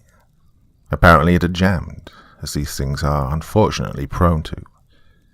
Jericho and his partner, Aaron Bard, immediately set to clearing the jam, but the Wendigo were already resuming their charge. Chaos would have surely reigned and destroyed these men were it not for the brave attack of the second wave. Led by Sunukukao, the team of Algonquians, hunters, and Vera dashed forward, weapons ready. Ward shouted for his men to cease fire, drew his sword, and charged forward with them. The cannon crew went to abandon their post, but Ward commanded for the youngest, Obed Ulrich, to stay behind and be ready to unleash the canister round if the monsters got too close. Obed obeyed, and took the rifle off his shoulder, ready to support his men from a distance. Seeing her sister run forward, Mila shot up from her position and slid down the hill. I called for her to stay in position, but my command fell on deaf ears. Vera was running straight for the Wendigo that had been pushed back by the cannonball, who was licking the wounds it had given itself. It noticed Vera's advance and stood up to give her the shout we were all familiar with. Reminding me of the ice in her blood, Vera didn't flinch and continued her fast pace as she grew closer to the beast. She got nearly to the point-blank range when she finally drew her shotgun and aimed it at the creature. In one swift motion, the Wendigo grabbed the barrel of Vera's shotgun, pulled it as she fired, and delivered a powerful backhand that sent her to the ground. The beast cast her weapon aside as it moved forward, and would have pounced on her if Mila hadn't put a .45 slug in its false skull. It recoiled from the shot, and Mila delivered another shot, this one cracking the facade. As the shattered skull fell to its feet, the disfigured human skull shrieked the scary sound of dozens of voices. It turned to Mila again, and she met its frightening gaze with another bullet. The bullet passed cleanly through its temple, but the force still pushed the beast back. At this point, Vera had reclaimed her shotgun and began her originally intended approach. With the 4 remaining shots, she pushed the Wendigo back to the edge of the pit, Mila providing support with her Winchester. Her final shot caused the beast to stumble and, being the hot-headed warrior she was, Vera dashed forward with her shotgun raised and jammed the butt of it into the chest of this creature. That was the final blow, and it fell back and had most of its body impaled on the spikes below, including one that pierced what little remained of its head. Sunukakawa, 2 of Barry's hunters, and 2 of the braves had elected to engage the Wendigo with a shrunken arm. The braves, brothers Keme and Kichi, wielded short bows and engaged the Wendigo at a brief distance. The hunters, Michael Walker and Ramon Alvarez, used their guns in a similar manner. Sunukakawa was far braver, opting to take on the beast at a close range. He began his encounter by throwing a tomahawk at the beast, then charged forward to attack it using a spear. The tomahawk buried itself in the monster's belly, and Sunukakawa followed up by plunging his spear into the same spot. The beast responded by kicking the native square in the chest, knocking the man into Keme. Well, I hadn't noticed it, but it was around this time that Barry got up from our position and ran down to enter the fray. He ran past the other fighters towards the pits and recovered 2 of the bear traps they'd laid. With one of them in each hand, he ran back towards the fight Micah and Kichi were handling on their own. Because Kichi was next to his brother Keme when Sunukakawa was knocked into him, he was the next person in the Wendigo's line of sight. The monster sprinted forward at him, and he continued to fire short-bow arrows into it. In an interesting maneuver, Kichi started running towards it as he fired arrows at it. I can't imagine what sort of bravery it takes to charge right at one of these things with only a bow, but the move paid off. As the Wendigo leaped forward, Kichi slid to the ground, feet forward. The unhealthy earth proved to be the perfect ground to execute this move, as he slid right under the monstrosity's pounce. The Wendigo rolled a few times as a result of its unsuccessful strike, and the 5 attackers took this chance to fire upon the monster in earnest. Unfortunately, Micah got too cocky. Wielding a repeater rifle, he steadily got closer to the thing as he fired off shot after shot into its flesh. He was nearly upon the beast when his gun ran out of ammo. As if in a trance, Micah continued his advance, the clicking of the gun totally lost on him. It wasn't until the monster looked up at him that he realized his mistake. Micah attempted to turn his gun into a makeshift club, but by the time he'd gripped the barrel of his repeater, the beast had already jumped on him and begun chewing out a large piece of his neck. Ramon tried desperately to save his friend, pumping several rounds of his Remington into the monster's backside, but the beast was too enamored with its catch to note the damage it was causing. Barry had finally arrived when the Wendigo had nearly eaten through the entirety of Micah's neck. Barry let out a frenzied yell, which caused the creature to turn and face him. Swinging one of the bear traps over his head, the way a medieval soldier might a ball and chain, Barry connected the contraption to the atrocity's human arm. The trap snapped right on the joint connecting the arm to the shoulder, and its arm fell off almost immediately after. The Wendigo dropped Micah and turned to attack Barry, only to be run through by another of Sunukakawa's spears. It fell to its knees as it gripped the place in its stomach that now had 3 weapons protruding from it. Barry charged the thing one last time, slamming his second bear trap onto the thing's skull. The metal immediately closed in place, and the Wendigo's head rolled on the ground next to Micah's body. Ward and his team engaged directly with the creature that had only one human leg remaining. Like 2 days before, Ward was wielding his saber and pistol at close range with the fiend. His men, Nathan Potter and Samuel Harper, were offering long-range support, firing upon the thing with Springfield breech-loaders. Jed Goldberg, the hunter trained to sponge the Parrott rifle, was firing his long-barrel Colt at the Wendigo from a similar range. Due to its limited mobility, Ward had no issues ducking and dodging the wild swings it threw. I had a good view of this fight, as I had slid down the hill to fire upon this particular Wendigo. Again, I find myself thinking of how poorly I thought of the man, and was starting to think I may have been subconsciously envious of just how much of a talent this man had for war. Eventually, Ward's blade ended up embedded in the shoulder of this creature. Lacking a means to engage with this thing in close-quarters combat, Ward retreated as he fired what remained in his pistol into the creature. In a movement almost too fast to believe, the Wendigo charged Ward and pounced upon him, using its arms to subdue the man. Ward let out a cry, and I learned after the fight that this was because the weight of this thing had put upon him had broken his left shoulder. The beast went to take a bite out of Ward, like its friend had done to Micah, when Potter and Harper jammed their bayonets into the beast's chest.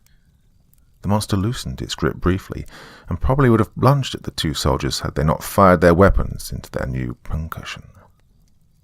The point-blank range, combined with the caliber of their guns, and the already weakened state of the beast, resulted in it falling backward with a roar. Jericho shouted for the men to get out of the way. Potter and Harper grabbed their captain quickly and moved out of the way just as Jericho began firing the Gatling gun once again. Cranking the weapon furiously, Jericho peppered the flesh of the Wendigo, pushing it back towards the position Obed held. The beast howled and hollered as its human leg was diminished into a loosely connected length of bone and sinew. The pain it felt must have been immeasurable, as it didn't notice the barrel of the Parrott rifle as it was gently pressed into the back of its head. With an air of righteous fury, Obed yanked the cord and the Wendigo's head was reduced to a bloody stump. I had never seen a canister round be used in this manner for close-range combat, but witnessing its devastating effects reminded me of the faith I held in the artillery unit I had allied myself with. Final Wendigo, the one with a sole patch of human skin on its shoulder, had witnessed the death of its peers by this point, and opted to engage Marcus, who had run to the dynamite trap in an attempt to diagnose what had gone wrong and properly arm the explosives. Preoccupied with the nuances of dynamite, Marcus never stood a chance. Right as he was pulling the wires that were attached to the plunger out of the sticks, the Wendigo was upon him. He pulled his sidearm, but didn't even turn around before the beast had delivered 2 powerful slashes into his back. One of the other braves, Hassan, attempted to save Marcus using his knife. With an impressive jump, Hassan was on top of the monster, his knife finding its mark in the only human part that remained. The Wendigo squealed and began spinning in circles in an effort to get Hassan off his back. I believe Hassan may have maintained his position until the creature had died if it wasn't for the rock that it tripped on. Falling backward, Hassan was crushed under the Wendigo's weight, and, free of the only thing dealing damage to it, the monster began to claw at the already broken man. It was at this point that Marcus had regained some semblance of consciousness and took action. Pistol in hand, he pulled back the hammer and aimed it directly at the bundle of dynamite at his feet. Some accounts swear that, at this point, Hassan nodded at Marcus with what remained of his strength. I personally cannot affirm this, but given that the Wendigo stopped tearing at Hassan and turned around to attack Marcus right before the trio were destroyed, gives credence to the validity of this detail. The explosion rocked everything. Most of us were too preoccupied with stabbing or shooting the corpses of the monsters we'd slain to notice the fate of Marcus and Hassan, but we all turned to face the blast immediately after it went off. 5 sticks of dynamite had reduced our 2 companions and the monster they'd faced to a smouldering crater of ash, blood, and bones. It took us a few minutes to gather our bearings after the fight. Nearly all parties involved had lost someone, and thus wished to mourn, if only briefly. Then I wasn't worried much about the casualties. If anything, I felt blessed. Out of 19 men, only 3 had died and 2 were injured. I'd seen worse casualties in skirmishes against mortals with the odds in our favour, and given the strength of these Wendigo, the outcome was spectacular. Upon covering Micah's body, Vera gave medical attention to Ward and Pritchett. Both men's injuries were purely internal, but the severity of the breaks rendered the attached limbs useless. Using the supplies provided by the doctor of the town of Prominence, Vera put Ward's left arm in a sling and set Pritchard's knee before attaching splints to both sides.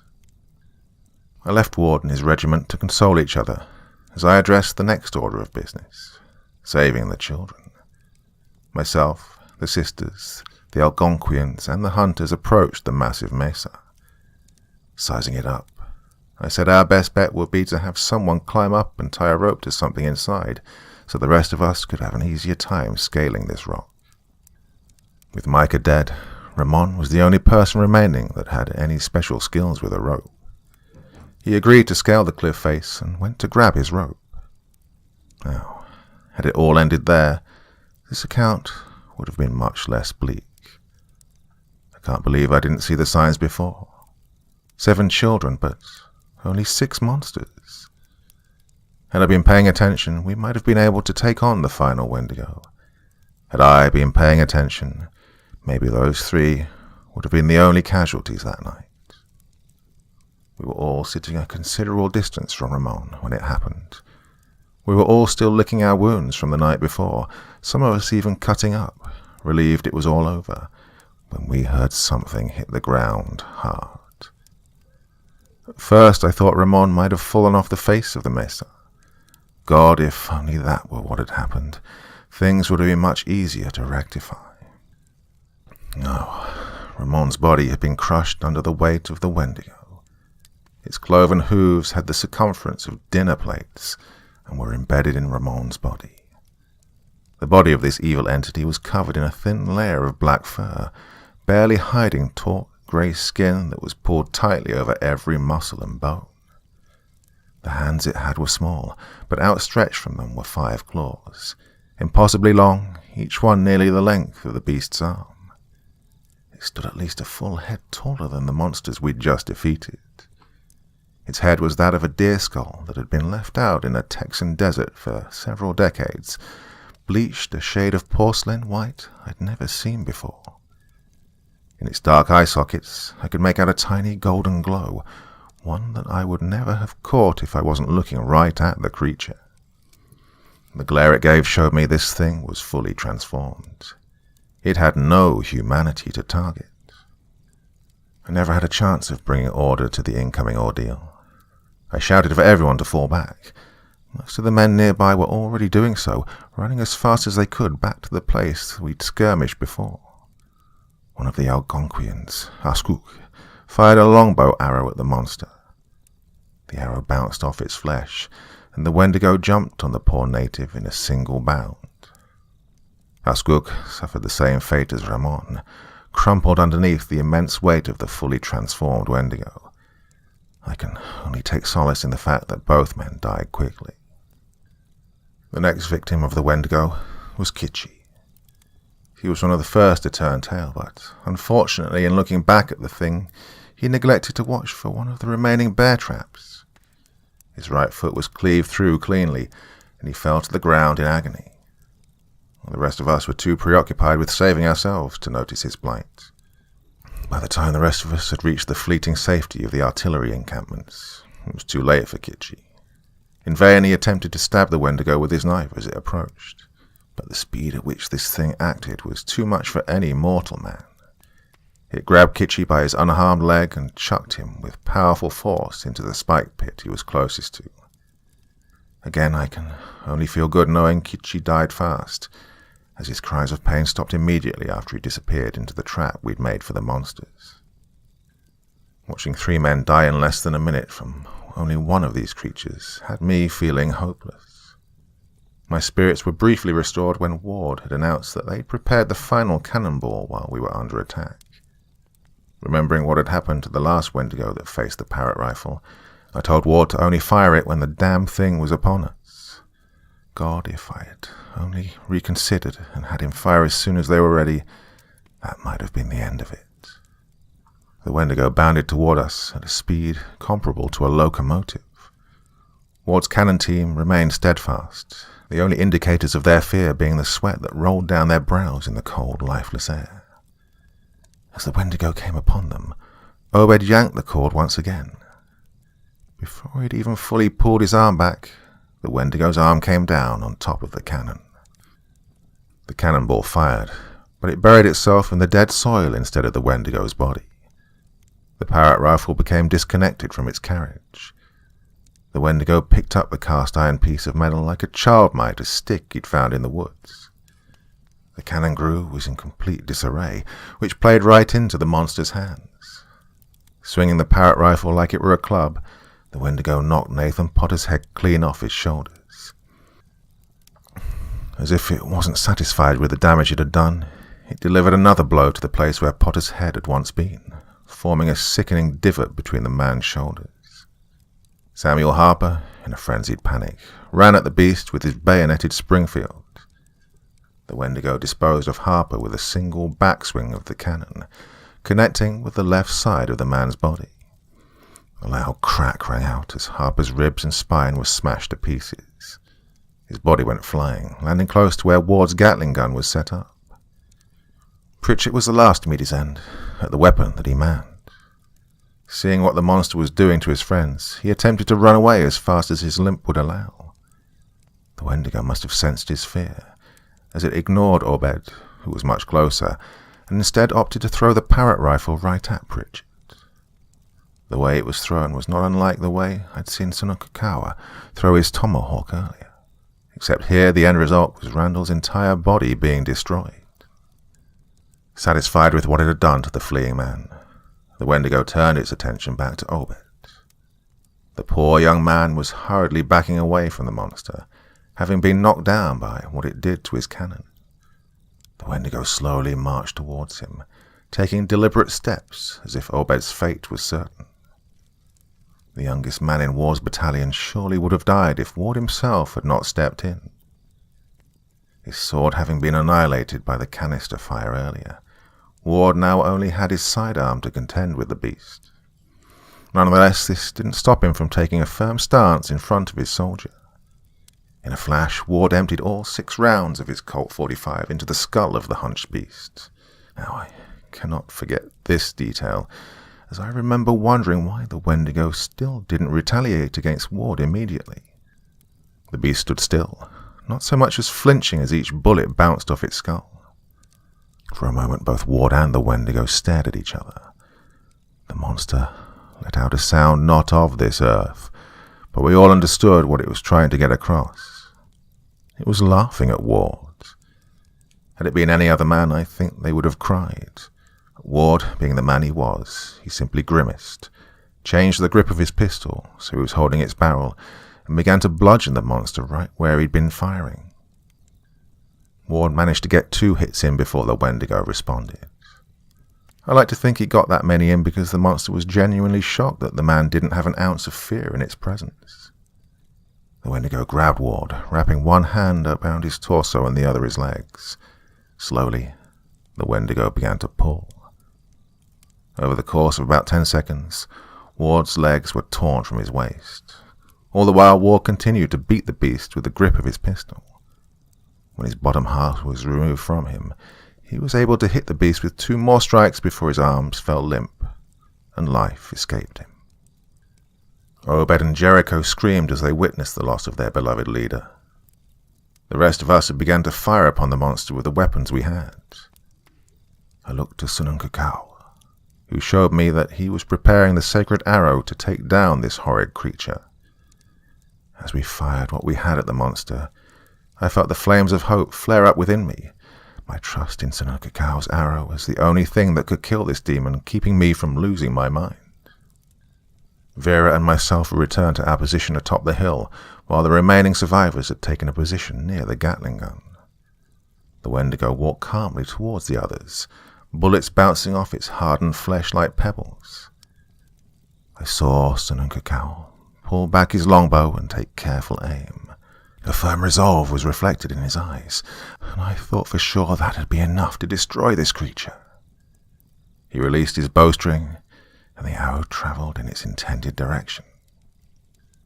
Right as it neared the Wendigo's skull, its right arm grabbed the arrow. Until then, I'd only seen this trick done at the circus, and never once thought anything that wasn't human would be capable of something that required so much focus and dexterity. Casting the arrow aside lazily, the Wendigo approached them. I thought for sure it was going to tear them to shreds. Instead, it brought its hand to its skull, forming a fist as best it could with its lengthy claws. I heard a sound like a powerful gust of wind as a white, powdery dust shot out of its hands. The cloud hid every person in front of the Wendigo. All of the people trapped within the cloud had their eyes glaze over immediately. Their pupils took the color of a blind man, turning a pale, nearly imperceptible blue. They all stood in place, completely immobile. Vera, fearing the fate of her sister, yelled as she ran down from our position. I yelled for her to come back, and when that didn't work, I ran after her. The Wendigo turned to face her as she ran after it. Much like our earlier battle, Vera was unhindered in staring down this gargantuan beast. She fired a few shots from the hip as she got closer, the Wendigo barely registering the power behind her shots. With a growl I didn't think a woman would be capable of rendering, Vera jammed the barrel of her shotgun under the maw of the Wendigo. It felt like I was watching the same encounter from earlier. Like the last time, the Wendigo grabbed the barrel of Vera's shotgun right as she pulled the trigger, moving it to the side of its head and avoiding the entirety of its firepower. Vera attempted to put the gun back under the beast's head, but she had no chance of overpowering the monster. The Wendigo placed its other hand on Vera's shoulder, and with one pull, yanked her arm out of her shoulder. As Vera yelled and fell to her knees, the Wendigo carelessly cast aside her arm and shotgun and turned back around. I screamed Vera's name as she collapsed into the dust behind her, and drew the knuckler I'd been given as I ran behind the Wendigo. It didn't acknowledge me at first, and that made me completely misunderstand the situation. Why did it need to be aware of my presence? I was the only one left standing out of a group of 16, with this powerful demon having destroyed the rest of them without suffering a single scratch. My blind fury forbade me from thinking clearly, and as I came upon the monster, I was unprepared for its giant forearm swinging into my body. Well, to say the wind was knocked out of me would be putting it lightly. I felt every last bit of air leave my lungs as I flew from the sky, and ended up landing on one of our supply wagons. As the black corners of my vision began to dominate all that I could see, I saw the Wendigo pick up the survivors it had stunned under one arm, as if it were carrying a bundle of firewood. I reached out, no clue how I would save these people, let alone the children this evil had claimed, before I fell into a suffocating darkness.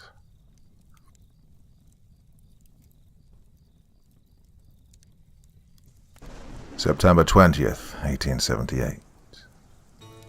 I'm afraid I became faint upon recalling how poorly my party performed against these monsters, or rather the one monster, the true Wendigo. Alas, that's all the more reason to resume my retelling of what took place that night. When I finally came to, I had to pull myself out of the wagon the Wendigo had chucked me into. It took me a while to gather my bearings, but by some miracle I hadn't been hurt beyond a handful of bruises and a small scratch on the back of my left leg, just above the ankle. When I was finally able to walk, I heard a soft groan. Turning towards the sound, I saw that Vera was dragging herself towards the mesa. I ran to her side as fast as I could in my dizzied state. Vera was in a condition I'd only seen in the most grizzled of soldiers. She was in that place of mind where one's body is so damaged that pain isn't felt, and your purpose becomes singular. Here she was trying her damnedest to save her sister. I did my best to bring her to her senses. She ignored me for as long as she could before, with a sob, she collapsed, crying softly. I propped her up to a nearby rock, and at this point it occurred to me to check the time. My watch said it was nearly 1 in the morning, making this September 12th. The full moon was still high in the sky, giving me light with which to see Vera's wound. The hole in her shoulder where her arm once was continued to bleed profusely. Her already pallid complexion had gone a whole shade whiter. She couldn't hold her gaze in any one spot for too long. I'd seen the signs of this kind of manic delirium before, and worried for her survival. I went to get up, telling her I was going to fetch the medical supplies from the wagon, when she pulled me back down. She did her best to look directly into my eyes. Between the results of her injuries and her tears, it couldn't have been easy for her, but she was firm as she had been fighting the Wendigo, and spoke with conviction. "Save my sister. Save those children. Don't let that bastard kill anyone else." A part of me wishes I hadn't listened to her, that I'd broken away from her grip and given her medical treatment. But a part of me knew that was futile. Plenty of people half her size have survived far more gruesome amputations. The problem wasn't the injury, but rather the place she'd sustained it. The land that boasted no life took all it could, and as she held my arm, I could see the little life she had left was draining from her body. I probably should have told her something, promised her that she'd make it out alive, but instead, I just nodded. She gave me a small smile, a genuine one that wasn't the result of a cockshot attitude or the joy she'd once taken in violence, but in the belief that, somehow, I would succeed where the rest of us had failed. When she let go of me, I told her to stay put, because I was going to prepare to go into the messer and take the demon down myself. She didn't respond, but the heaving of her chest convinced me she was still alive. I turned and set out to get everything I may need to fight this Wendigo. First, I grabbed what weapons lay around from the fight. The knuckle I'd been given was not too far from where I'd landed, and I put that into my pocket. My Sharps rifle was right where I'd left it, so I slung it over my shoulder, thinking I'd probably need another rifle if push came to shove. With that thought, I grabbed the bayoneted Springfield Samuel Harper had carried when he died, and put it on my other shoulder. The last thing I seized was Sunakakao's sacred arrow, holding firm in the belief that it would be the only way to defeat the Wendigo for sure. The remaining weapons, as useful as they may have been, I thought them too unwieldy, especially if I was to be climbing up the mesa. Raiding the remaining supplies, I got to a bit of gauze to bandage the light scratches I'd sustained. I took also a tincture of opium and put it in my vest pocket next to my watch, unsure of the condition that had befallen the captured men and hoping it might help them come out of their strange state. I found the last stick of dynamite and a single short fuse, combining them and then stuffing the explosive into my back pocket. I lastly grabbed one of the remaining long ropes, tying it around my waist. In a rush, I quickly jotted down those quick ramblings for the day, worried that Langley might be resigned to the same fate as I, if I didn't get some cause for him not to pursue this matter any further. I came back to Vera, telling her I was going into the mesa, and to be ready with her shotgun in case that thing got out. I got no reply from her. Her eyes were closed, and she was clutching something to her chest. When I went to open her hand, I found that it had gone cold. She died clutching a small book of matches. I put them in my pocket, thankful she had something I could use in my fight against this creature. I took her hat off the top of her head and covered her face. I said a quick prayer, one that I had said many times on the battlefield for fallen soldiers. Speaking the word of God brought about a warmth from within, and it was there I had the idea to recite Bible passages aloud to guide me and hopefully offer divine protection from the otherworldly horror I was about to stand up against. Against my initial judgment, I grabbed Vera's shotgun. I'd seen how the other Wendigo were forced to respond to the power this thing possessed, and the added bonus of 5 shots for them to contend with made me feel that much more confident in its power. I started walking towards the mesa, reciting the final chapter of Paul's letter to the Corinthians as I approached. "Watch ye, stand fast in the faith, quit you like men, and be strong." I began to scale the massive structure, turning to the Psalms for aid as I moved upwards. The Lord is my light and my salvation. Whom shall I fear? The Lord is the strength of my life. Of whom shall I be afraid? As I finally stood at the mouth of the cave that these foul monsters had spawned from, I spoke just above a whisper, giving myself the same advice King David gave to his son. Be strong and of good courage, and do it. Fear not, nor be dismayed. For the Lord God, even my God, will be with thee. He will not fail thee, nor forsake thee, until thou hast finished all the work for the service of the house of the Lord. Here I noticed something unnatural. The air of the land below was tainted with the smell of death, of decay. I come to attribute this stench to the Wendigo. But here the air lacked any smell at all. No matter how deep of a breath I took, I couldn't pick up even the slightest trace of anything in the air. It worried me, but again I turned to Scripture and recited the same verses I had on my way in. Vera's pump action in hand, I went forward, enveloped by the same darkness that had knocked me out. I wasn't in the dark for very long. The interior of the cave walls were decorated with these strange crystals, glistening with an eerie white glow that mimicked the moonlight outside. Near them I could feel a strange hum resonating, sounding like the sound made when you barely blow into a harmonica. There was only one path in the cave, and it led to an enormous chamber that I learned was nearly at the top and center of the mesa.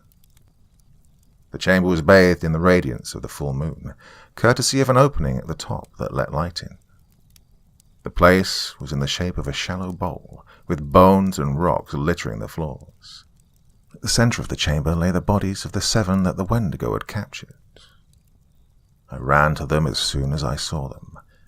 I thought it odd initially that these people would be left unattended with their weapons by their side still, until I looked at their eyes. Myla's were the first I noticed.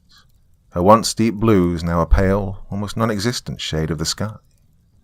Their pupil was as white as the surrounding sclera. When I waved my hands in front of them, they didn't respond. I'd seen this condition once before, when an untrained field medic could use gunpowder gauze to treat a head injury and ended up blinding the patient. Myla, like all the men surrounding her, still gripped her gun tightly. Their blank expressions concerned me, giving me the impression that whatever the Wendigo had hit them with had rendered them invalid. I took out the tincture of opium and brought it to Myla's lips. She remained unresponsive, and the same held true for the others I tried to revive. I sat there for a minute, unsure of how to proceed. From the hole above me, I heard a falsetto chant. I immediately recognized the sound as the voices of children speaking in unison. I had to act fast if I were to save them, so, forsaking the fallen around me, I climbed the side of the cave and came upon the top of the mesa. Near the edge of it was a circle of children, 4 girls and 3 boys. They were linked hand in hand, repeating the same thing over and over again. We offer our souls to make it whole. I drew closer, ever vigilant, keeping my eyes peeled for the beast that had knocked me out and cut our group in half. Nearly upon the children, I noticed their eyes bore the same condition as the people below.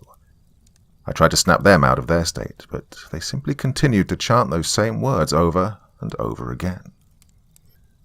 I attempted to pull them apart, but their grips held strong. Lastly, I tried screaming at them, hoping the volume of my own voice might drown out theirs. Instead, I was answered with the cry of the Wendigo. I spun around to face it. It stood as tall as it could, revealing itself to be twice my size. Its claws were out by its sides, fully extended and dragged along the rocky surface of the mesa to create a scratching sound. I felt the power of those damned eyes bore into my very soul. For a moment, I was frozen, shaken to my core at the power that this monster wielded, and my own foolishness in thinking I could fight it. That thought held a place in my mind for several seconds, weighing me down and nearly bringing me to my knees. But then the monster made the noise it did when Ward had attacked it. That strange sound, completely indiscernible from human laughter, yet bearing the same attitude of a madman having his evil plans fully realized. In a flash, my resolve was strengthened. I let loose a quick prayer, asking God to help me kill this demon, and then ran forward. The Wendigo answered my charge with one of its own, diving forward with its claws fully extended. I would have met my end then and there had I not ducked in the nick of time. As the Wendigo passed over me, it attempted to claw at me, digging its blade-like fingers into the ground near me. I popped up from my position after it had flown over me and began pumping shotgun blasts into it. My plan was to shoot this thing off the cliff. I figured since we were able to kill one of these things by smashing it, surely I could kill another by making it fall a great distance. The shotgun didn't have much of an effect on it until I dared to get closer. The shots served a dual purpose, knocking the creature into the position I wanted it and throwing the direction of its swings off course. I felt as if I was channeling Ward's spirit in that moment, as by some spectacular act of dexterity I was able to avoid every single attempt the Wendigo made on my life. Remembering the limited capacity of the shotgun, I pumped it for the last time and threw it into my left hand. It was a difficult maneuver, but I managed to fire off the final round of the shotgun while simultaneously pulling my sharps rifle off my shoulder. The last shot was fired square into the creature's chest, and I felt hopeful to my odds of ending this thing's life, because we were nearly at the end of the mesa and some of the buckshot was embedded in its chest. My first mistake was thinking the stopping power of my sharps rifle to be equivalent to the sheer force the shotgun had offered. I cast Vera's shotgun aside as I jammed the barrel of my rifle into the Wendigo's chest and fired. I knew I'd made a mistake when the end of my rifle just barely entered the hole the bullet had created, and the Wendigo had not moved from its position. I let go of my sharps and grabbed my knuckler just as the Wendigo picked me up with a single hand. It brought me close to its face. I saw the golden glow that made up its eyes. I could tell the thing was sizing me up, deciding what to do with me. Once I registered that I was feeling an emotion from this thing, I was struck by an idea. Perhaps these gold orbs were a weak spot. At the range I was, hitting the thing in the eyes would be a breeze. Decided in my path, I raised the knuckler and fired it right into the Wendigo's right eye socket. Now I know it sounds crazy, even for the type of story I've been telling up to this point, but I swear it was like I'd shot my gun into the sky or something. There was no sound after I'd shot. No wet slaps of organs being reduced to liquid or hard cracks of bone being shattered. It was like the eyes of this creature held a void that consumed everything that came into contact with them, including the .41 caliber bullet I'd just fired. In that moment, I felt truly lost, and that would have surely been my death had I not caught the mark in the middle of its forehead. I must have initially glossed over the detail because of the circumstance, but between its eye sockets there was a nearly imperceptible demarcation in the perfectly white skull. At first I thought it to be some kind of demonic symbol, but then I remembered Ward's standoff against the thing. His bullets had done something after all. He hadn't killed the monster, but maybe he'd created the chink in its armor I needed to defeat it. I took aim once again and fired upon the spot Ward had made. The first shot simply bounced off, as did the second, the third, and the final one.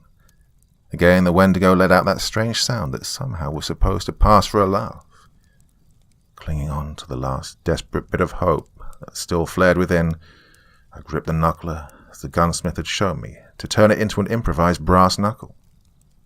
I punched the spot dead in the center. I felt no give in the thing's skull and began to feel it tighten its grip on me.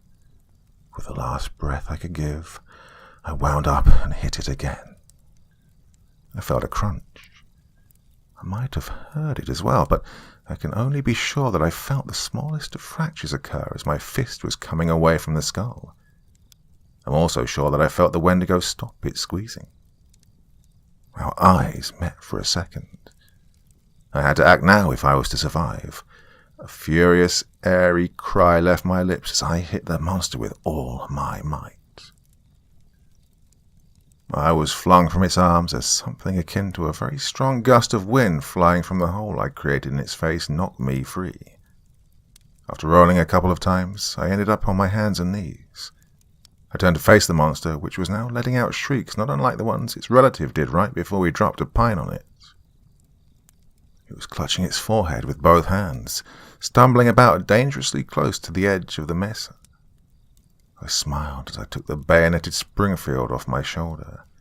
If I could charge it, bury the blade in its body and push it off, the Wendigo would be no more. With a Yankee holler, I firmly gripped the Springfield and ran as fast as I could at the creature.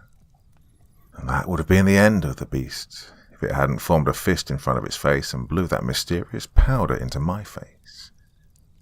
Immediately I was sucked out of the fight with the Wendigo and transported to a world of nothing but a burning bright white.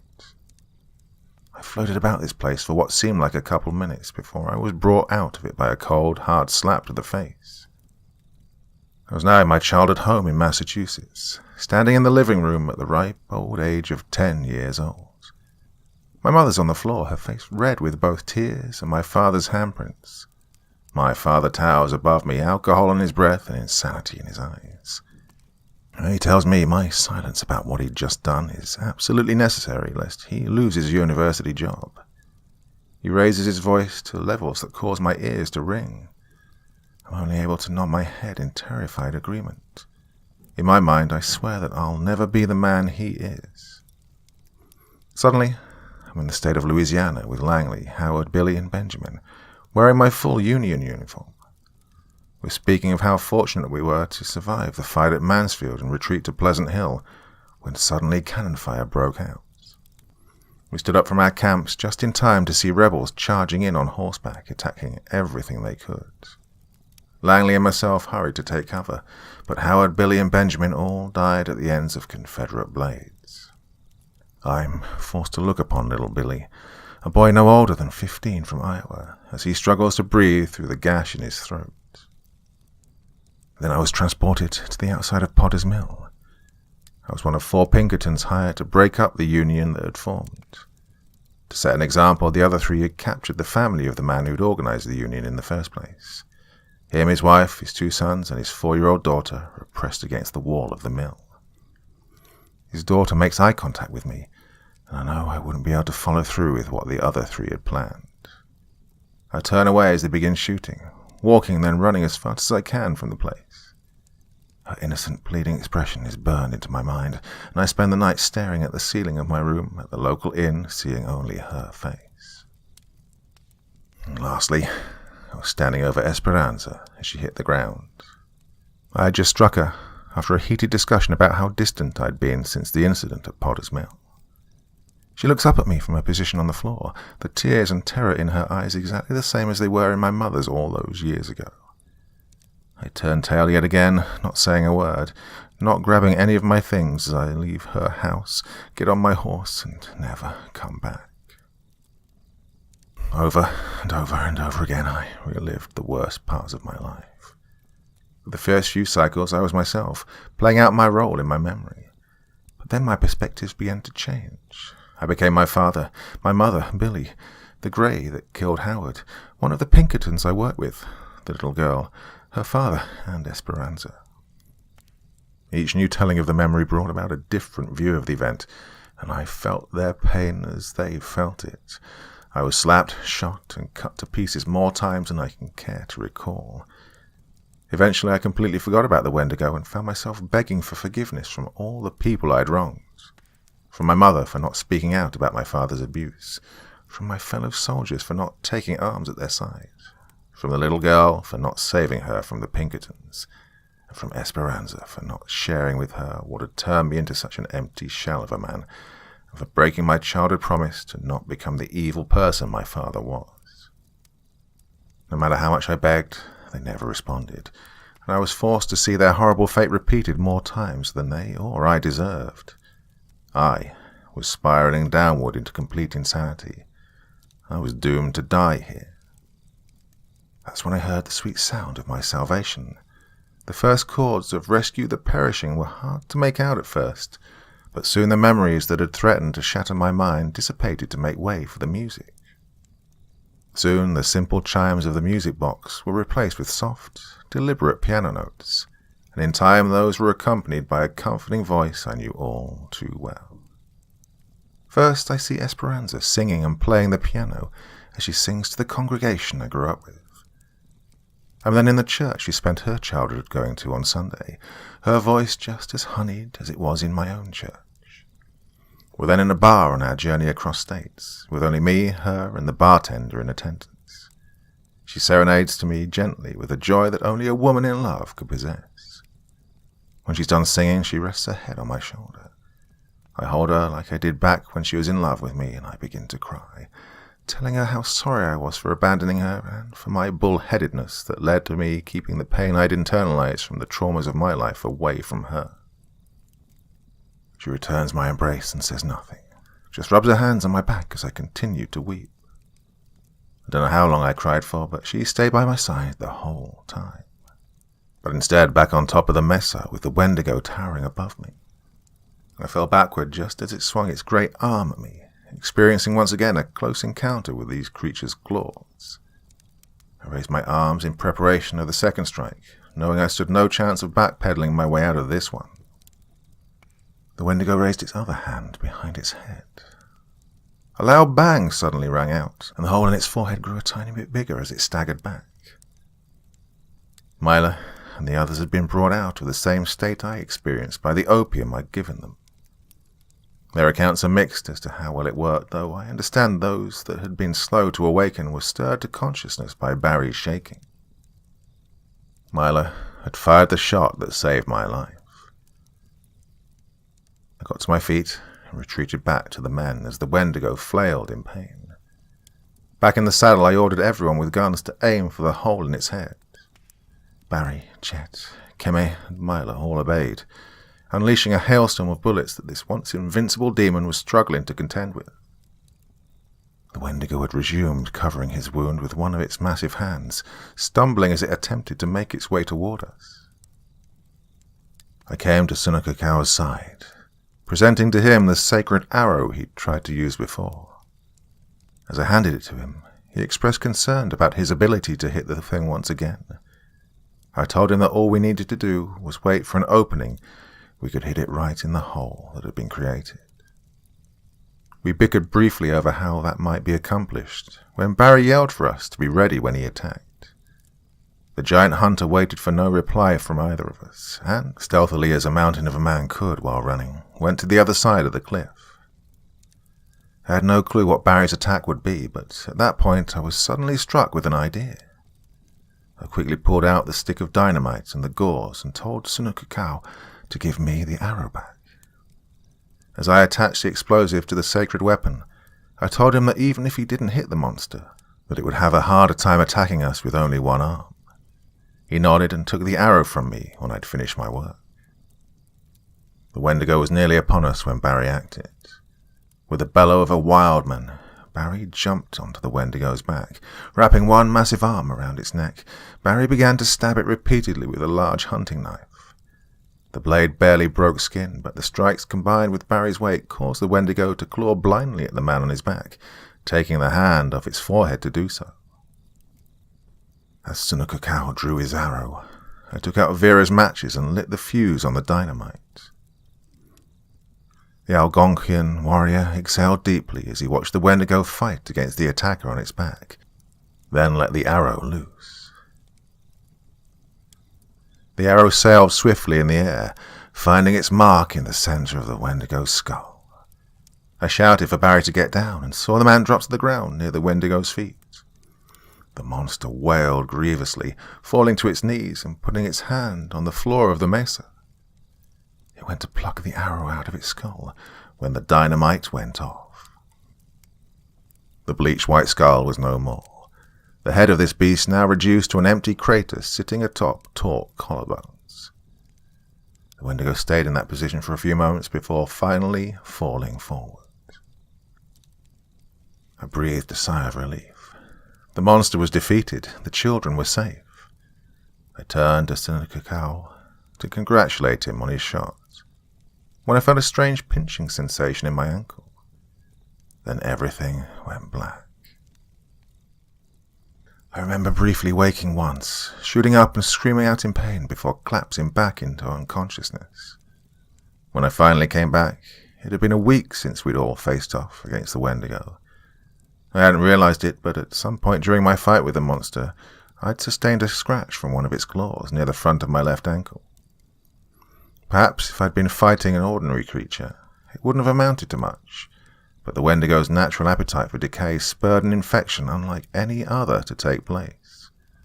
Sunukukau and the others acted fast to save me. After they'd taken me and the children off the mesa, they used the bone saw the doctor had sent us to amputate my leg about half a foot below my knee, cauterizing the wound with Keme's tomahawk after heating it. Despite the circumstances, they managed to bring me and the children back to town without incident. The last man to die in the fight against the Wendigo was Barry. I'm told the injuries he sustained were so bad that he was dead before he hit the ground. I can't imagine anyone other than Barry could have held on for as long as he did, and I, along with many others, owe my life to his sacrifice. Chet tells me that sort of thing was in his nature. Both the brashness that would require jumping on the back of such an otherworldly monster, and the will to hold on when his natural strength was beginning to fail. Myla found my watch on the top of the mesa, not too far from the edge. She found it because it had been playing music at the time. My watch must have become disconnected from my chain during the fight with the Wendigo, falling out of my pocket when I was suddenly stopped in my tracks by the mysterious powder the beast used to keep us in place. The music it plays has become even more meaningful to me now, a genuine hymn of salvation. Obed and Jericho left town a few hours ago, as they were ordered to report the incident in its entirety to Washington. Sunukukau and Keme parted ways where we first met them, needing to return to their tribe with the chief's daughter. Keme, one of the sons of the shaman, gave me a blessing that I wasn't conscious to thank him for, and we haven't heard from them since. Chet and Myla stuck around, helping me complete this account and ensuring its accuracy. Both of them remain in town, uncertain of where to go. Myla is especially disheartened at the death of her sister. I tell her I don't have much, but if she ever needs anything, I'd be more than happy to come to her aid, as both her and her sister saved my life. It doesn't console her, but I hope she'll know that my offer is good should she ever need a helping hand. I am currently boarded in the second floor of the prominent saloon, in the nicest room they could give me. Langley came to see me as soon as he heard I was awake. Yesterday I wasn't too courteous, since I was preoccupied with completing my journal. Today I was a much more gracious host, and spent a good while talking with him. He brought crutches with him today, courtesy of the town doctor and carpenter, telling me that they'll fashion a wooden leg for me when the wound at the bottom of my leg heals.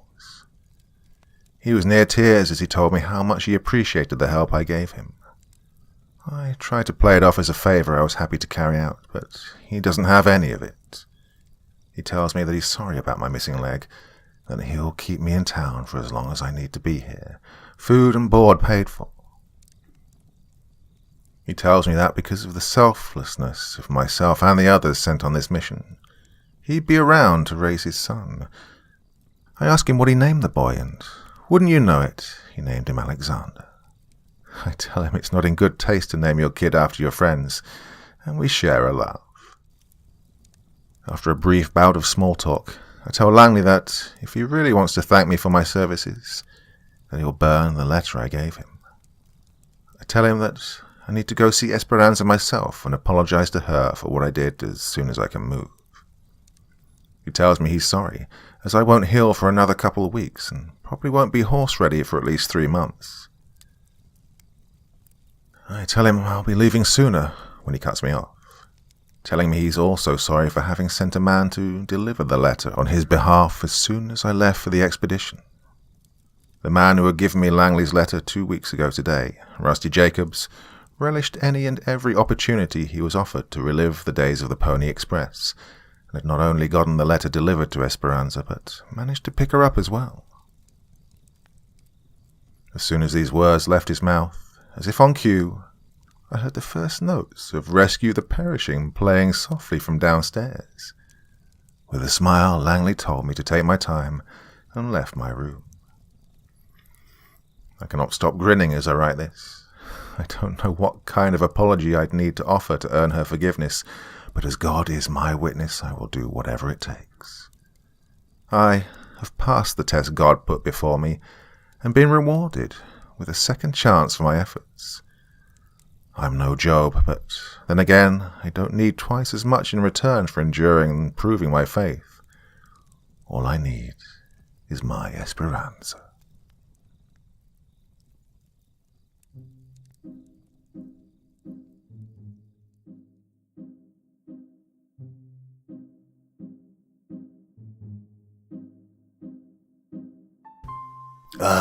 My voice is dying. That was a hell of a long one. Did that all today, all the recording for that story done today. And I can't do any more. Hope it was worth it. I really enjoyed that one. Thought that was a great story. But yes, my voice is knackered for the night. Well, tomorrow, another episode of the podcast coming out. So if you haven't gone and subscribed wherever you get your podcast, please go and do so. Leave a nice little message saying how much you love it and all that kind of thing. Really helps out. Okay, can't say any more. I'm done. Till next time, very, very sweet dreams and bye-bye.